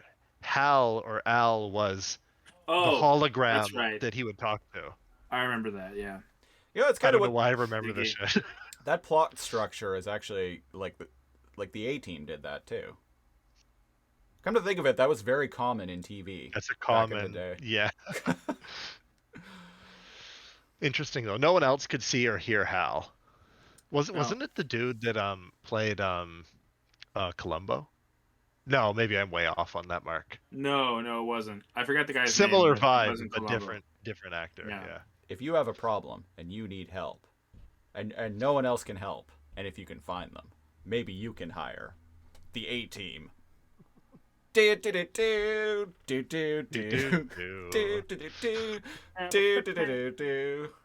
Also, that A-Team movie from 2010, not bad. It wasn't bad. It wasn't terrible. I was okay with it. It wasn't fantastic, but it wasn't terrible. Yep. It was as good as I expected it to be. It's everything I expected and less. I would have watched a sequel to that. Yeah. Probably would have been better too. Okay. So yeah, Matrix shoots and frees Ray Tracer. And he's like, "Thanks, mate. Anytime I can." And he's like, "Save it." He's just kind of like, and then he looks back. He's kind of like, yeah, he looks back and quirks an eyebrow. What did I like, do, you dick? Okay, I'm just gonna keep horn. quiet then. Yeah. All the pirates are getting their weapons back, and again, Ray Tracer Jimmy's like the locker, and he's like, "Hey, Matrix, one more shot over here." And he like over here. He's weird, aggro with him, and he like points the gun right at Ray Tracer. I'm like, Enzo, why are you being like a weird dick? You're like kind of got. And then at the last moment, he like moves and shoots the locker. I like that Captain Capacitor is like this to him. Oh yeah. Yeah. Oh, It's just like, He's being okay, very don't judgmental. be a Yeah. kid. And I'm like, you're pirates, but they're Act non-lethal your age. pirates, right? Yeah. And Yeah. this, like, I don't understand why Enzo is being so, like, such a prick. It's forced. It's forced. It's very. I don't. It doesn't feel like the Well, character. It he went feels from- forced. Yeah, so he went from sentimental, like, hey, nice to see you, glad to, see Gavin. Maybe we He's can been work gruff, together. but he's never just been outright And then hostile and rude. It just went right to like, I hate you. I'm gonna threaten to shoot you. I don't like He's you pulled or his your gun out stupid on fucking people. face. Yeah. This guy reminds me of Bob. Points his gun at him. Okay, maybe it's a little in character. But usually he comes around. Yeah. And I don't understand what he's done wrong. Like how Nothing. this guy could have pissed him off. He's done He nothing doesn't wrong. even remind him of anybody bad either. He's like, if you want my advice, what does he say? Head straight for the edge of beyond. Yeah. They'll never catch you there. Yeah. Yeah, That's it's, Told you he was useless. It's But that's the where they end up closest. going. So like Yeah. that's the opposite of useless, Matrix. it's contrived conflict. That's all it is. It is. And It feels unnatural and is jarring. And it really hurts the episode for me. It does. It's unnecessary. If that hostility started after he found out Ray Tracer saves Andrea and they kind of flirt or whatever, and he picked up the hostility, it'd be like, okay, that's on the realistic end at least. But Yeah. we've never seen him like viciously, aggressively, assholishly, like shitty like that with Matrix-ly. anyone. Matrixly, It's just not. Enzo-ly. It's just yeah. I like how there are scientists on the dock for some reason. Yeah. It's weird. You guys catch that? I did. Yeah. And Frisket chases the scientists in lab coats away. And I'm like, what were these nerds doing working at the dock? I don't know if you guys have ever worked at a dock. Those aren't the dudes that hang out at docks. Maybe they were studying Capacitor's ship. It kind of felt like, yeah, with like energy chains, Yeah. right? Like what? They Send hear nerds. they hear a dog snarling at them, Send in and one the just kind of nerds. reacts and goes, "What was that?" What was that? And then the Run next, away. yeah, and then that's it. That's it. So Dog we goes get out. some hover CPUs of the system like chasing Ray Tracer through the Yeah. town, and he's just playing with them. Oh yeah. Yeah, Mm-hmm. and they're like surrender or be deleted, which they threaten like 5 times in the episode. You'd think they'd learn, because they never surrender. Never give up. Never give up. Never surrender. Ah, Uh, la, la, la, la, la. Ah. um, that movie's Help. great. Galaxy Quest. Galaxy I Quest will is a fight- fantastic movie. I will fight people that say that movie's not good. Who says love that it. movie is not good? It's I've regarded met one as human. it's regarded as a classic at this point, a modern Oh, I've classic. met one person who said that was actually really bad, and I'm like, what? Excuse me? Yeah, what movie were you watching? This is I listen to a lot of movie podcasts hosted by like actual professional film critics, and yeah, trust me, Galaxy Quest is a very well regarded movie. As it should be. also obviously like very loosely. Oh, I know its reception wasn't very well regarded at first. Like its box office wasn't very high. But everyone loved it in hindsight, like after the fact. Yeah. Oh, I watched it for the first time in theaters. It was good. It was awesome. Fight Club didn't do very well at the box office, and There you go. It developed very Cult quickly classics. developed a cult following, and Yeah. like hell, not even a cult following. The movie's a friggin' household name. Like you say Fight Club to anyone, Blade Runner. and they're familiar with it. Yeah, Blade Runner. Yeah, Blade Runner did too. terribly John in Carpenter's box The office. Thing flopped because it opened Oh, like yeah. actually it and Blade Runner and I think E.T. all opened on the same weekend. Right, right. Yeah. E.T. I got always- all the attention. It did, yeah. Yeah. And Blade Runner and The Thing both flopped. We've mentioned this, or at least Christopher and I have, like, Jesus, last year around the same time, because what was it? It was like to go back in time to that fucking Yeah, like yeah. weekend. Well, Yeah. what a time to watch movies. Mm-hmm. Man, the thing would have like fucking like it. I mean, the first time I watched it, it like rocked my socks. But like, can you imagine watching that in theater? Oh. Holy cow, Oh my man! god. That would have been fucking Oh, bananas. Especially if you've never seen like a lot of the like practical effects horror, Yeah. Yeah. right? You walked in and you were like, did they find a real alien for this movie? Like, it's still to this day it holds up. It's one of my favorite Oh. movies. My stepmom was talking about how she went to see Aliens when it first came out. Oh my god. The Nice. second one, and it's like she loved it, but like for about a week and a half after, she would have fucking nightmares of things coming at her. Oh fuck! Like what's happening? Scary shit. Yeah. Oh man. So yeah, the practical effects, like those. Yeah. When I was young and that part where they're like, what the hell? They're in the room, man. They're in the room. And the radar's like, boo, boo, boo, boo, boo, boo. And they go up into the ceiling with the flashlight. Yeah. And Yeah. you Yeah. see them all like They're like- clustering together. Oh, yeah. And it's just like holy shit. like 10 feet away. Yeah.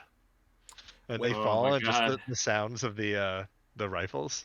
When I was Iconic. when I was little, I was 6 when Terminator 2 came out, and I saw it like right away as soon as it came out on VHS. Loved the movie, watched it all throughout my childhood, well into adulthood, but I never got to Same. see it. Never got to see it in theaters. No.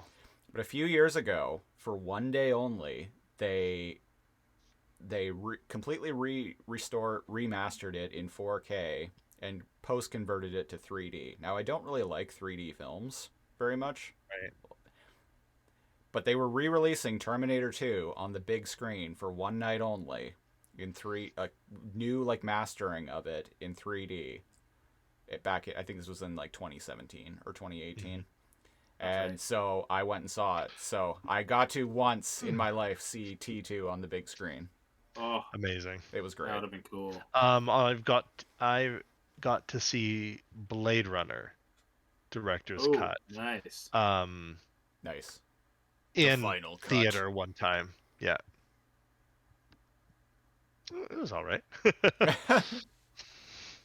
I know so many people who think that movie is boring. Which I don't think it's Blade boring. Runner? I like slower, suspenseful things. Yeah, if you got Well- the right story, it's yeah. it's I've it's heard an the ex- same about 2049. Yeah, they're both like, nothing extremely happens. compelling films. They're both very like slow paced and kind of Yeah. subtle. I love both of them.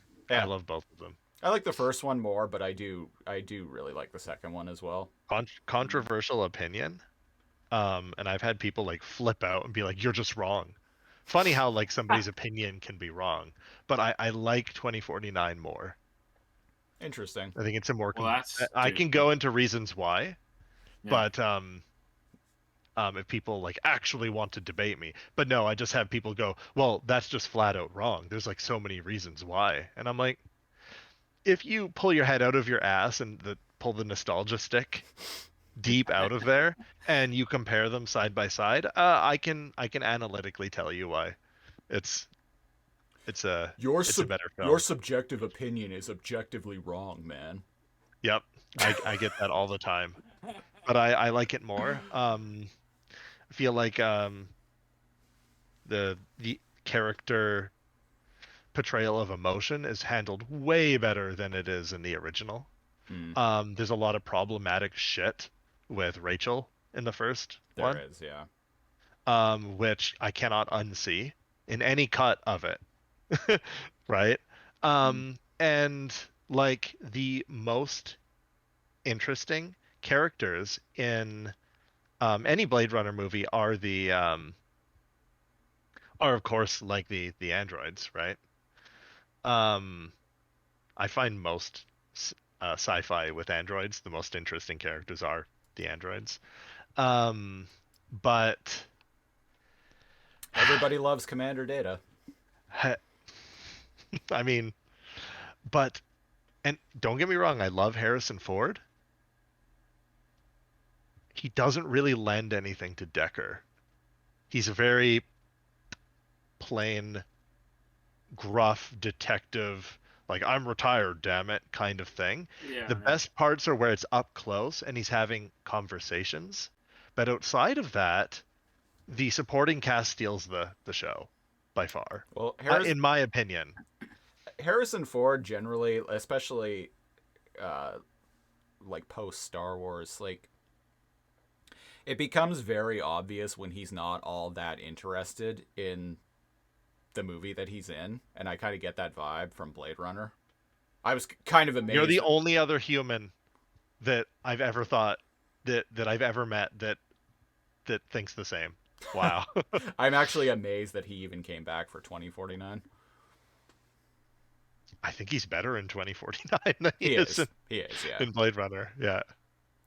Anyway. And anyway, that's our Blade Runner podcast, folks. That's our 80s movies podcast, folks. Where are we? Are at the docks, right? Well, the pirates. Kind of. Are we there? Yep. Scientists ran off. The pirates like destroy the weird computers that were holding the energy chains in place. Enzo's like, "Hey, Frisket, where's Andrea?" And there's like sad Enzo music as they like look out into the city. Yeah, I've kind of lost where we are now. 15:30, about 15:30 in. And Mr. Christopher is like, "Sir, look," and he whips out.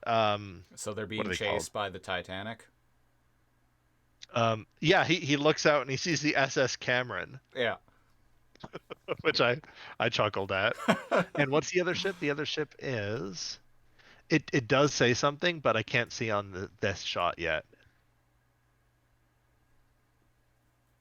And the guns, Mr. Andrew, get those engines online. And I'm like, I do not remember those giant guns on the what's the ship called again? Saucy Mare. I don't remember it having gigantic cannons. I thought it had old school like actual cannons, not like sci-fi rifles. Yeah. I don't remember it having like sci-fi and like.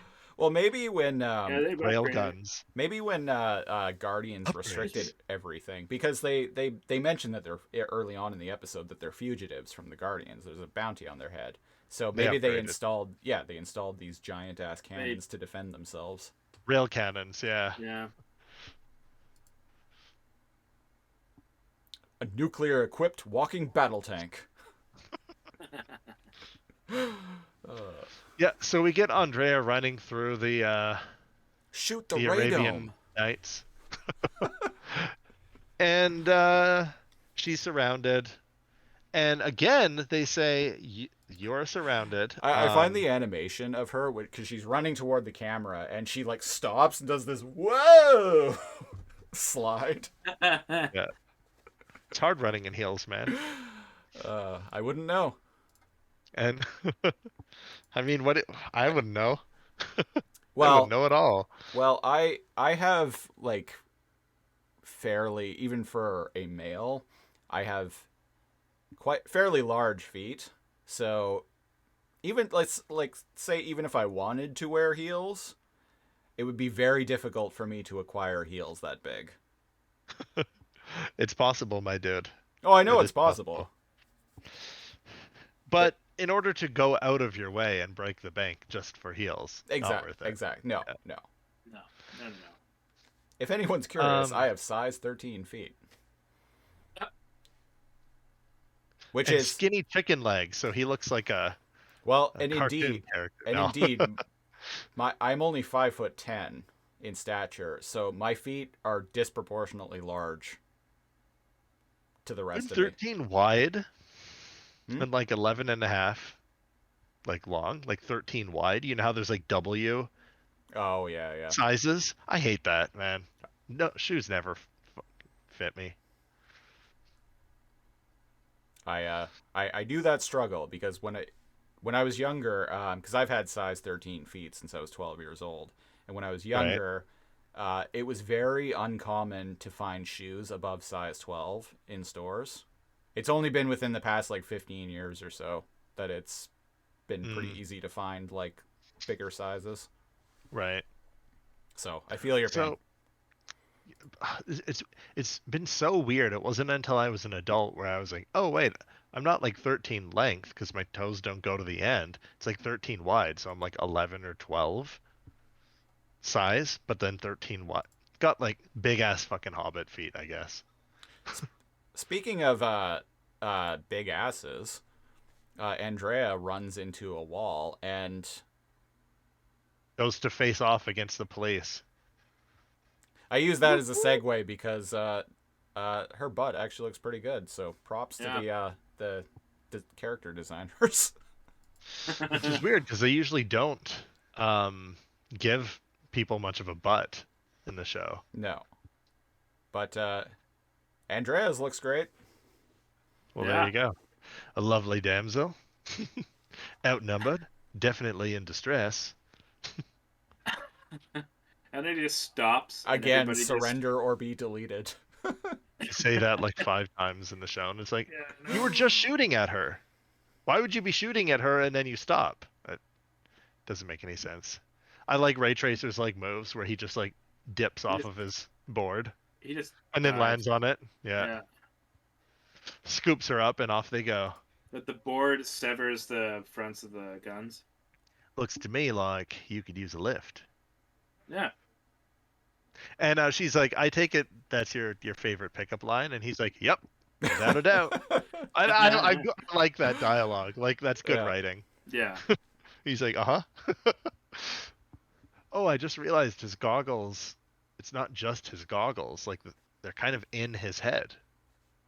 Yeah, I know. They're like a cybernetic implant. They're that goes hollow. all the way around. I mean, they look hollow. Cool. Yeah, it's like an implant. Cool. Ugh. Allow me to introduce myself. I'm yawning a lot, guys. I'm sorry. I'm. Oh, it happens to me too. It I don't know if it's an allergy thing or what it is. Did not sleep well last night.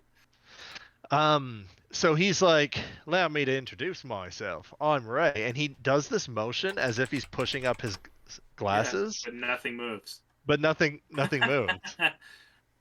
Because his goggles are like firmly like locked against his eyes, and I'm like, what did he just pushed his like glasses like up the bridge of his nose, but nothing was there. Oh, there was a Ray Tracer action figure.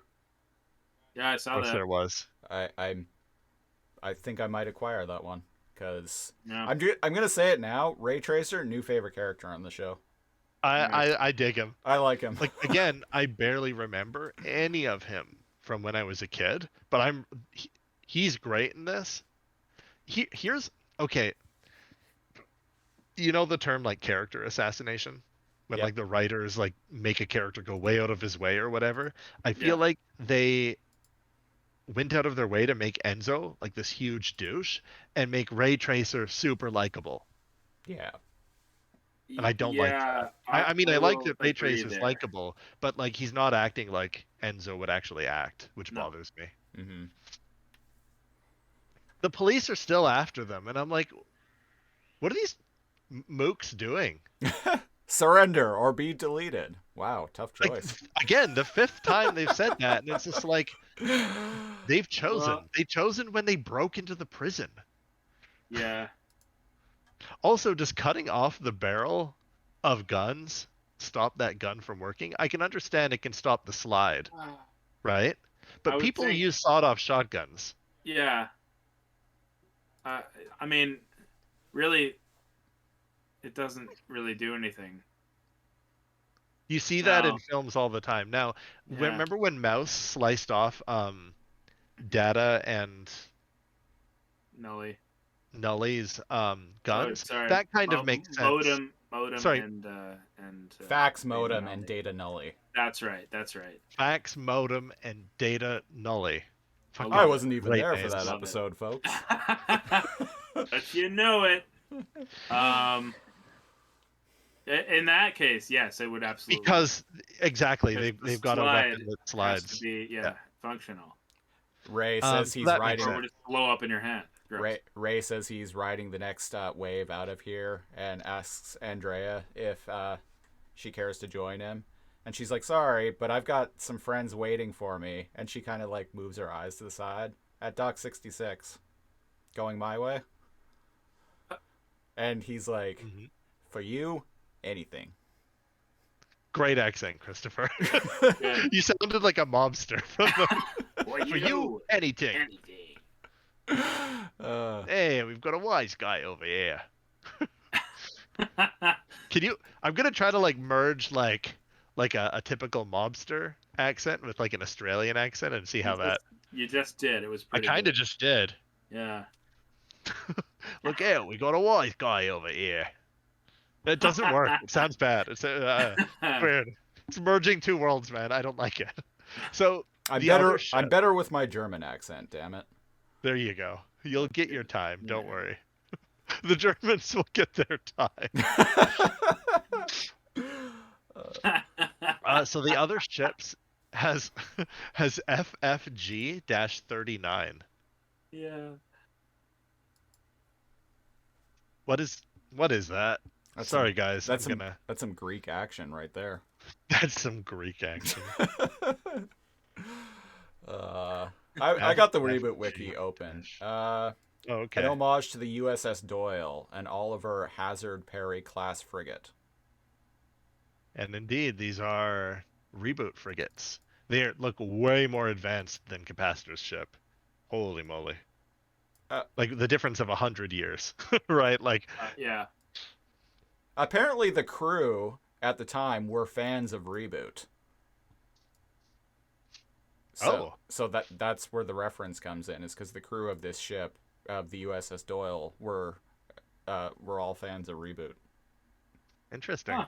Interesting. Oh, and apparently the ship is still in service. Oh, cool. I am still here. I'm just quickly stepping aside. How dare you, good sir?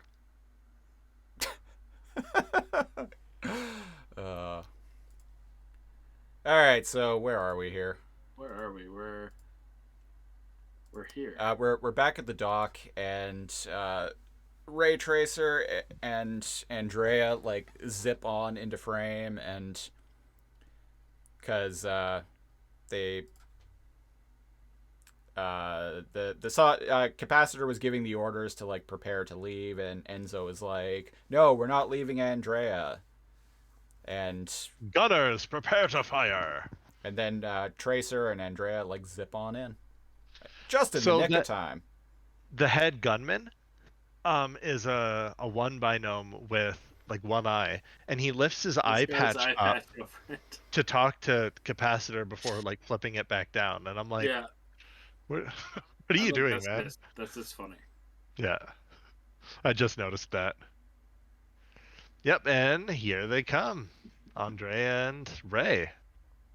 And Enzo immediately Enzo narrows his eyes. He doesn't like that one bit. No. Yep. Yeah. She's like, nice to see you too. Yeah, she's like, if it wasn't for Ray here, I wouldn't have gotten back. And Enzo's like, we met. Oh, what a bastard. Fucking guy. Yeah.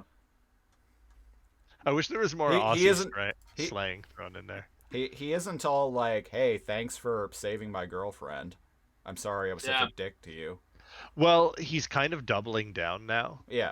He was a dick before, and so now, like, save face, he's sticking to that, I guess. Again, I think it's just character assassination.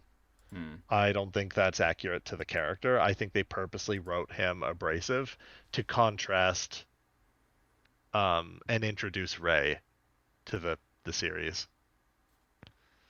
Yeah. No likey. No. Yeah, there's a quick there's a brief like at sea battle. The ships like the Saucy Mare and like the Titanic and the USS Doyle are all firing. Yep. And they take out the What is it? Is it the Titanic or the USS Doyle? Doesn't matter. They take out the ships. They take out they take out one of them. They take out or both of them. I don't remember. They take them out. I think But it's interesting. I think they only take out Enzo's one, barking. but they suffer It's a the bit Cameron. of damage. What? Yeah. They do. Yeah. Yeah, they take out the Cameron.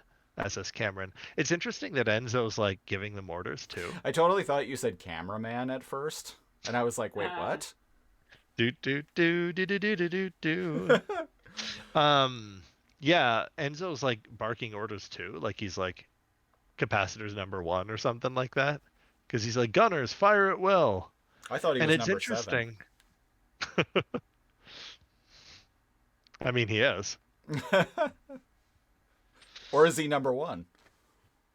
There you go. He found out that in that episode that he was number 1. That he's number 1. Yeah. Yeah. Number 1. Number Fire 1. at will. And indeed, his gun, like, he's shooting at the ships with his fucking gun. And I'm like, oh, wow, okay. Powerful weapon. Well, Ray and Andrea have little pirate pistols, and they seem to be Right. pretty effective with them. So Well, yeah, there's like a big fight. CPUs fly down to try to like intercept them and stuff like that, but yeah. they get away. And like Christopher said, though, some of the sails are damaged and like the ship's smoking from one side. Yeah. So Yeah. They took some hull there's damage. some damage. Yeah.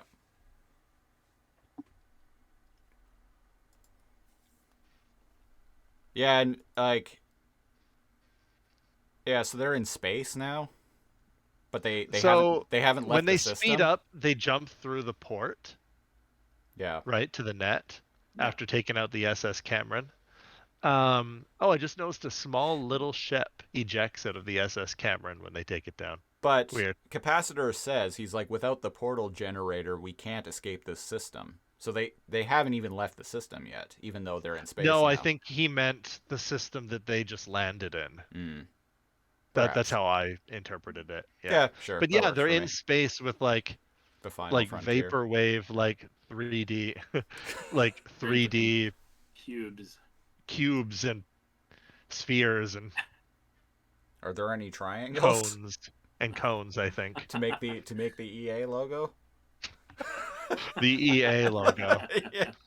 Yeah, that was definitely your baby on that one. Hey, I'm poking fun at myself here. Yeah. I like the pirates, man. Yeah. And Enzo just keeps glaring. His eye goes red, and he's just being this like huge shitlord to Ray. Yeah. Ray, yeah. Yeah, being a jealous douche. I thought you were supposed to be somewhere else. And he's like, well, everybody's got to be somewhere, mate. And I like it here. The great line. It's like Yeah. it's like the greatest who cares line. Yeah. Anyway, so to quickly wrap this up, they don't have a way of getting to the web, and Ray is like, well, I can generate a portal, and they're like, oh, Andrea has to.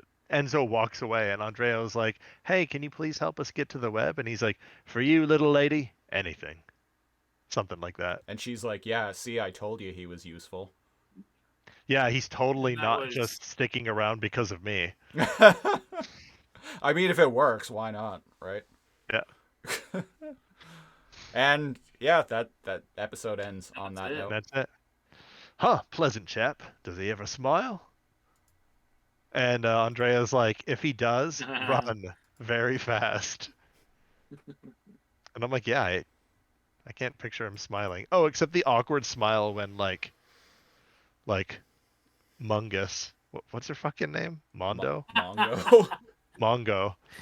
Princess Mongo Princess kind of like Lula. says he's cute. Yeah. There it is. And he's like, I guess that's him smiling. And Yeah. that's it, folks. Yeah, that's the episode. That was Well, that's a rude how do you do. Return of the Crimson Binome. I thought the episode was fair dinkum. Yes. Definitely dinkum, all right. Oh, I'm glad you agree. Ratings time? Oh, it's ratings time. It's ratings season. Ratings time. Yep. Dunzos. Ratings of the show. So, here on One with the wind, ALPHANUMERIC. defenders of creation. Wow. Riders of the storm. It's Gonna an let actual song. Christopher- It's a real song, he assures us. It's a song by Yeah. Hammer. It's by Hammerfall. Huh. Think you showed your CD earlier. Was that? No, Yeah. different band. But hey, I'll point it out. This is Oh, Ailstorm's right. Live at the End of the Ailstorm. World CD DVD combo. It looks kind of cool. It's pretty Great good. art. The DVD portion, it's just a concert, and I've seen them live a couple of times now myself. But even traveled to another country once to see them. But the DVD over the end credits, it actually has recipes for drinks and cocktails. Oh, cool.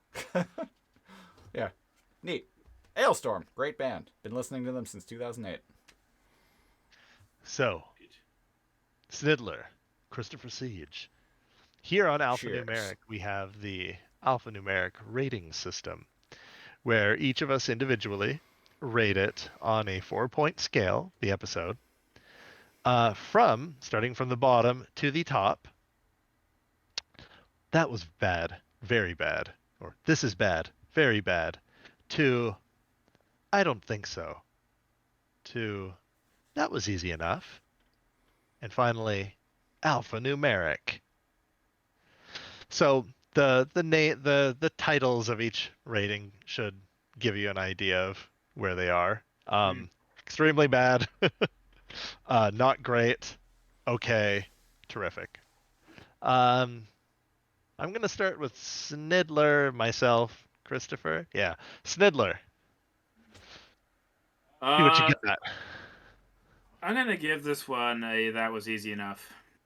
Okay. Not an because it's alphanumeric. Not an alphanumeric, no.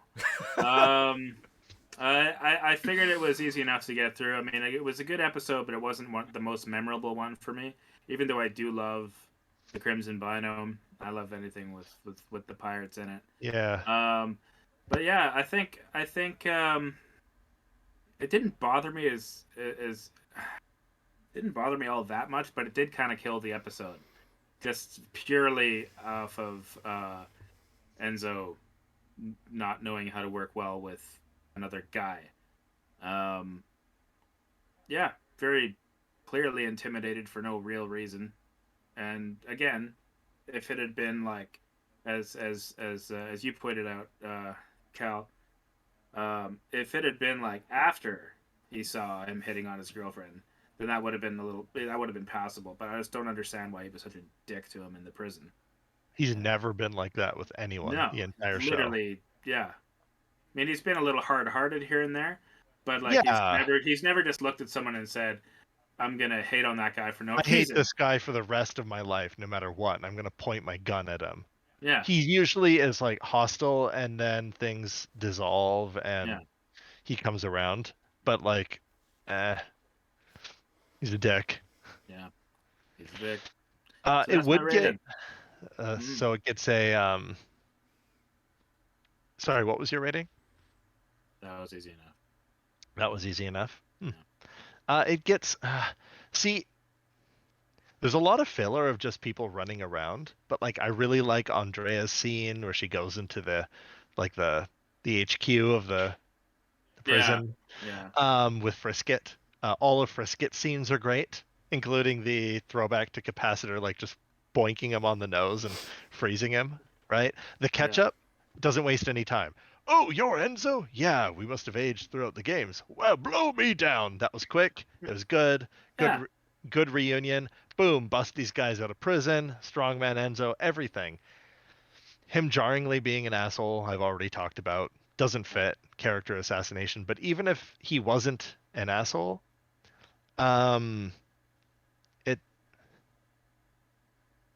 it would have gotten an easy enough, but because that's so jarringly distracting from the episode, it gets I don't think so. For me. Oh, wow. Okay. Because I don't like. It's very close between I don't think so and that was easy enough. Yeah. Uh, you know what? I'm going with that was easy enough just because of how good Ray Tracer is on the show. His Yeah. lines, he doesn't need to talk too much, but all of his little scenes are, he's a little bit of a show off. He's a little bit of a charmer. You Yeah. know, he's not a dick even when he's treated like one, No. right? And it gets that was easy enough because of how well they did Ray Tracer. I wish they had made the Crimson Binome and his crew a little bit cooler. Maybe their time to shine will come, but we will have to see. Wait and see. We shall see. Siege. What is your alphanumeric rating for this episode? The Return of the Crimson Binome. So this episode is very much structurally is a token heist or jailbreak story, which they could have done it better. Well, I think that aspect of it is actually done fairly well. Oh, you do, yeah. Yeah, so I thought it was interesting. I wanted it to be more of the episode, truthfully. Mm-hmm. So I found that aspect of it pretty interesting. I liked the jailbreak and the subsequent escape. Unfortunately, I found the actual chase sequences weirdly kind of dull. That was boring.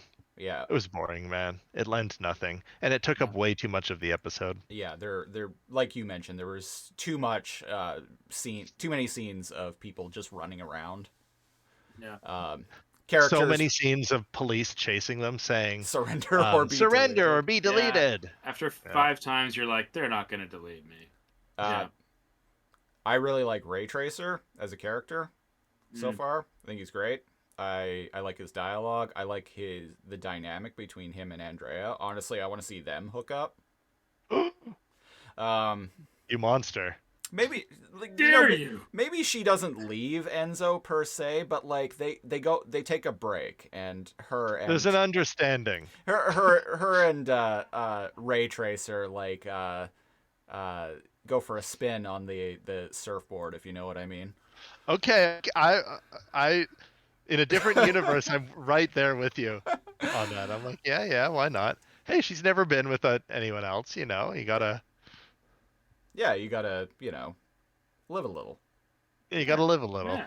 You're still young. I'm liking your I'm liking this canon more. It's exciting to see. We were on a break. It's exciting to see Capacitor back. Yes, I've always liked him, and the guy who does the voice of him, who is sadly no longer alive, is great. Rip in peace. Long John Baldry, I think was his name. He was a musician. His name is Long John. Yeah, I'm sure that was his stage name. Yeah.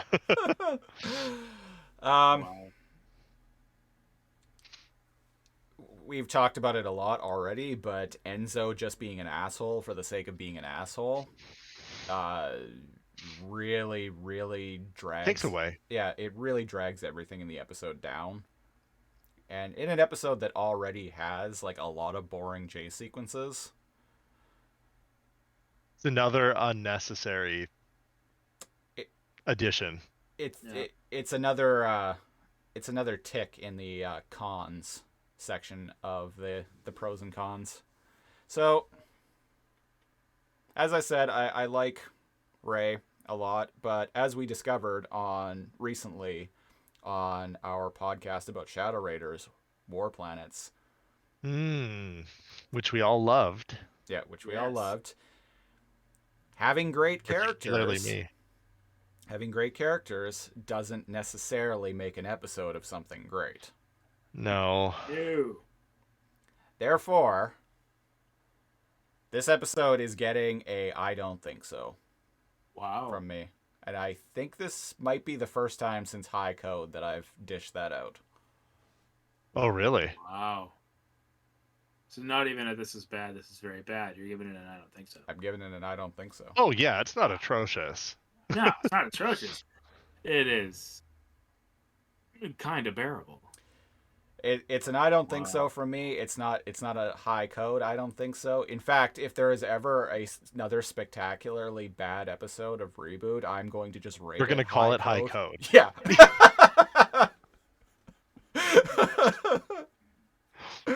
On the alphanumeric scale, Yeah. there's a hidden 0 marker that's high code. That's just high code, yeah. Much like on Too Much Yeah. Energon recently, I busted out the no Energon rating, which the hidden bottom tier. So yeah, You really didn't like that. Yeah.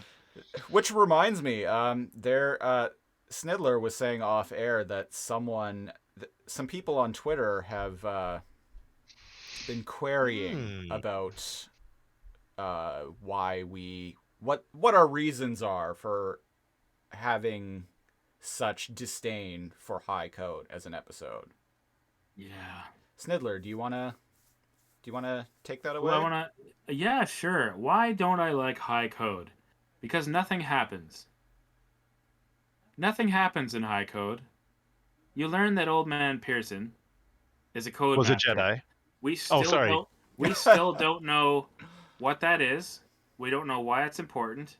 And it's the only episode in which anyone gives a boom about Old Man Pearson. There's that little Mexican standoff in Mainframe between him and Lenz the Destroyer. I don't know. Between the thing where they have the hats and the Bugman. Gibson. Bugman, War the Planet code prototype. Bugman, Yeah. the Code Thrasher. and War Planet prototype. thing. Yeah. Alpha build for King Cryos. Yeah, exactly. That's basically what it is. It'd be kind of amazing and- if that's actually the model that they used. But so we find out that Old Man Pearson is an ex-code master. So what do? Do they give him a place in the principal office? Do they give him some authority? Do they honor him in any way, shape, or form? No. They We smashed don't hear code. about him anymore. They smash. Yeah. You forgot the part where he rebuilds his lightsaber. Yes, he rebuilt the lightsaber, and then he breaks it over his knee. And you have a bunch of like really ridiculous dialogue between Bob and Dot. And you have a bit where like Bob's glitch is just Bob is truly incompetent in this episode. And I forgot about all that part. oh my Yeah. god. Like that's not even what the episode's about, and it's basically just time filler. I forgot then- about that side. and then- Yeah. And then the game. The game. Why? The game, man. The game didn't do anything. The game was probably the most boring game ever. It was a Western game. I like Westerns. They went into the game, rebooted, got Yeah. on a train, and then it ended after the train went around a loop. That's it. That was it. That was The it. train moves like 10 miles and then the game's over. And you beat the user by poking his bow tie. you have to tear it off and Oh, do you have to pull it? I don't. you have to pull it off him. And So, what I'm gonna and how Bob lassos the smokestack of the locomotive. And Across it- the fucking canyon. Superman's across over. again. And he, yeehaw! Batman. And he just freaking Batmans all the way across to land on the coal or whatever, and he jumps in through the window, yanks the thing. Enzo's down there like another damsel in distress because he's not supposed to be in games, don't you know? Right. So what happens? What happens? Oh yeah, in high code? Enzo's in the game. Yeah, he's in the game. He's not supposed to be. He was supposed He's to. doing nothing. He was supposed to lose the game on purpose to get rid of the Codemaster. Right. So no one But really then Enzo knows. was in it, so he couldn't lose on. He was supposed to help the user win, and he was. Oh, he was willing to sacrifice himself to get rid of the code blaster. Yeah, that's it. Math So, blaster What a talent. shitty thing to sacrifice yourself for. So, what I'm going to And say then is he stretches out. What I'm gonna say here is, Oh, I forgot. He extends his limbs and like goes Slenderman to fight Pearson. Holy shit, that episode is bad. It's like, why? Sorry, what were you Sorry, gonna say, Christopher. Christopher? Yeah, go ahead. what I'm gonna say is, if you want to know why, particularly me and Cal hate that episode so much, there is a You're in luck. 2-hour Yeah. podcast of this very show where we go over it at great length. So Season check 2, that episode out. 2. Listen- Season 2, episode 2. Listen to about that. alphanumeric. Listen to that Yeah. and find out why we hate high code. Yeah. Yeah. And there's also a Sniddler cut where you can hear a live commentary. You don't see the show, but you just hear me ripping it apart as I watch it. Live commentary at the Sniddler cut. The Sniddler cut. There's another one coming soon for where no sprite has gone before. And none of us knew that the others also hated that episode Yep. going in.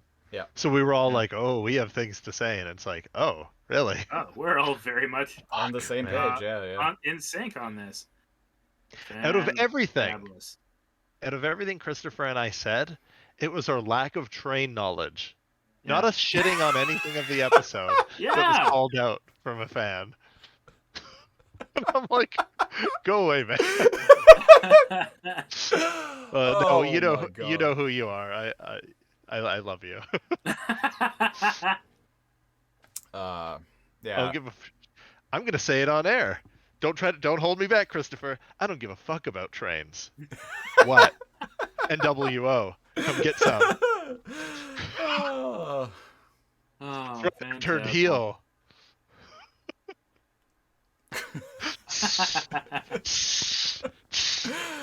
I was trying to pull a Bret Hart and spell out WCW.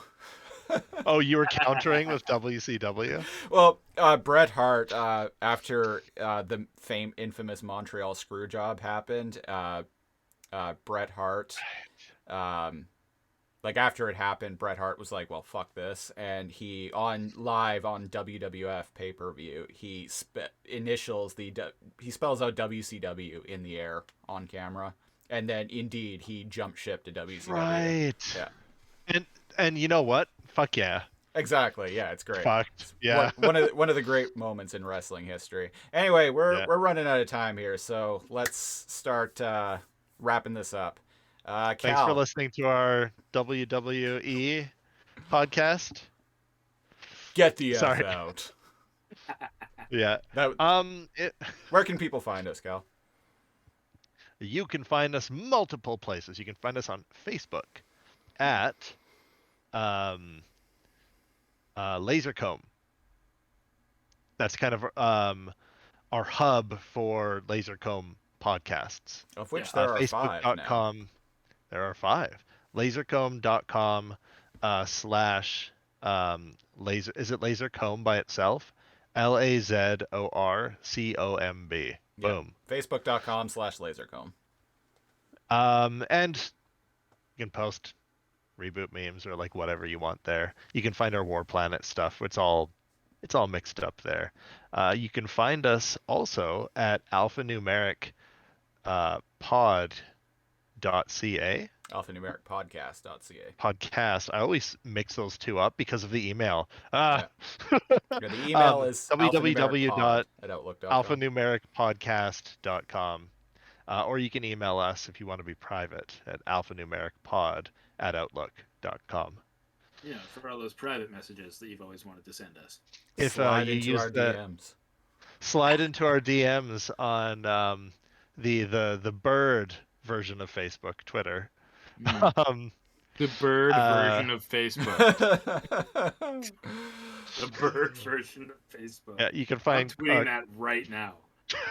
Please do. You can find Christopher Siege at Lasercomb. Spelled the same spelled way. the same way. Yeah. You can find. Oh, sorry. Somebody suspicious walking outside my window. Uh-oh. You can find the Sniddler at APSNIDDLER Yeah. on Twitter as well. And me, I made the mistake of putting an underscore in my name. Ugh, 3 syllables for one. An underscore in What was I thinking? 2021. No, I'm a peasant. Neo underscore Cal with a K at Twitter. You should have been a pro and gone like NeoCal 696969. Or the real Neo Cal, yeah. Actual Christopher Siege. Actual Christopher Siege. It's my Facebook URL. Yeah, and I know we have a Too Much Energon one. Do we just have an alphanumeric No. Twitter? No. No. I can only No, manage one so thing. many social media accounts, okay? What do you take me for? If either one of you want to set up an alphanumeric Twitter feed, by all means. Okay. Yeah. Yeah. I'll think about it. I'll talk about it.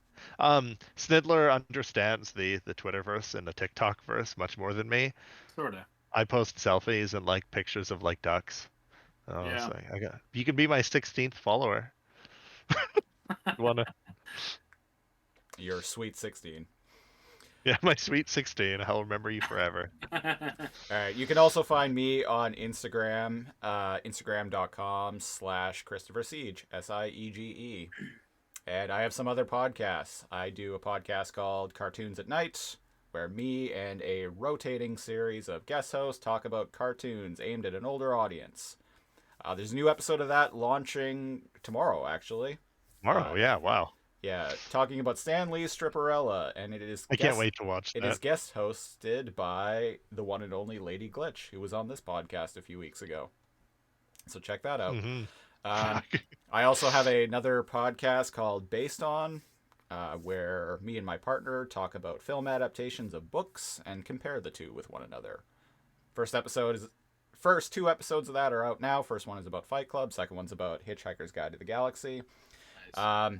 Typing in Based On's kind of yields a lot of results. So the best advice I can give is to just type Lasercomb into your podcast provider, LAZOR space COMB, and every show that I produce will come up. Yeah. Including this one and the podcast that me and Cal talk about Beast Wars. Too Much Energon. Yeah. We're up to episode 42 on that now. That and is with no end in sight. If I actually can't think of one because they're for anybody that's unaware, Beast Wars 25th anniversary is coming up. There's a lot of new canon like Transformers and Beast Wars stuff. Yeah. That's entering different media, so it's interesting. And it didn't occur to either one of us when we started Too Much Energon last year that this year was the 25th anniversary of Beast Wars. And then lo and behold, 2 months into doing Too Much Energon, they're like, "Hey, we're coming out with new Beast Wars toys." And I'm like, "Oh." What?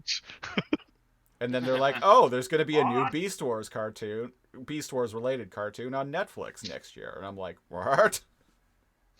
This was Christopher's first Christopher and I first podcast too. Yeah. He was like, "Fuck it, man, let's do it." And when we started that, we thought it was going to be so obscure. Yeah. It's not like we're popular, but we thought it was going to be so obscure, and like, who the fuck? Like, we didn't know anything about like the community or anything. No, it is not not at all. obscure. No. Holy shit. No, and Nope. our downloads for that show have like skyrocketed recently, so people are like tweeting about us, about this show too. Yeah, would have never believed it when we started it. So Too Much Energon's a lot of fun. Check that show out. Even if you don't like Beast Wars, you can listen to me and Cal talk Most about of the time, fucking eye lasers. most of the time, we don't like Beast Wars. Especially lately. Yeah. Anyone have anything else to add? Sniddler. Patreon. Oh, Patreon. Yeah. Patreon. We We have didn't a Patreon account. we didn't break for a Patreon ad. Oh well. This Ah. this episode's long enough as it is. That's Yeah. true. Yeah, patreon.com We'll slash mention it. patreon.com/lasercomb for $2. You get our eternal gratitude, which is the greatest gift of all, and access to our Discord server where we record all of these shows. That's And for right.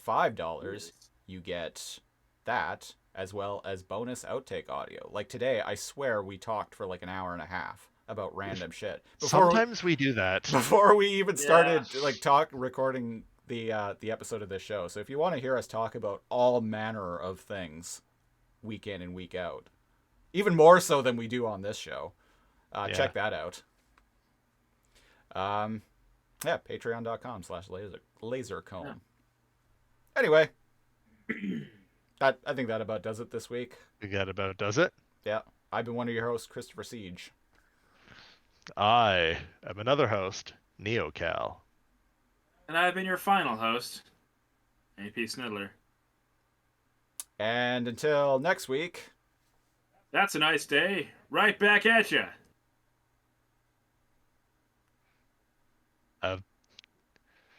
Well, I'd say this plan's fair dinkum. Man, I'm Australian, she. See? Oh, bye-bye.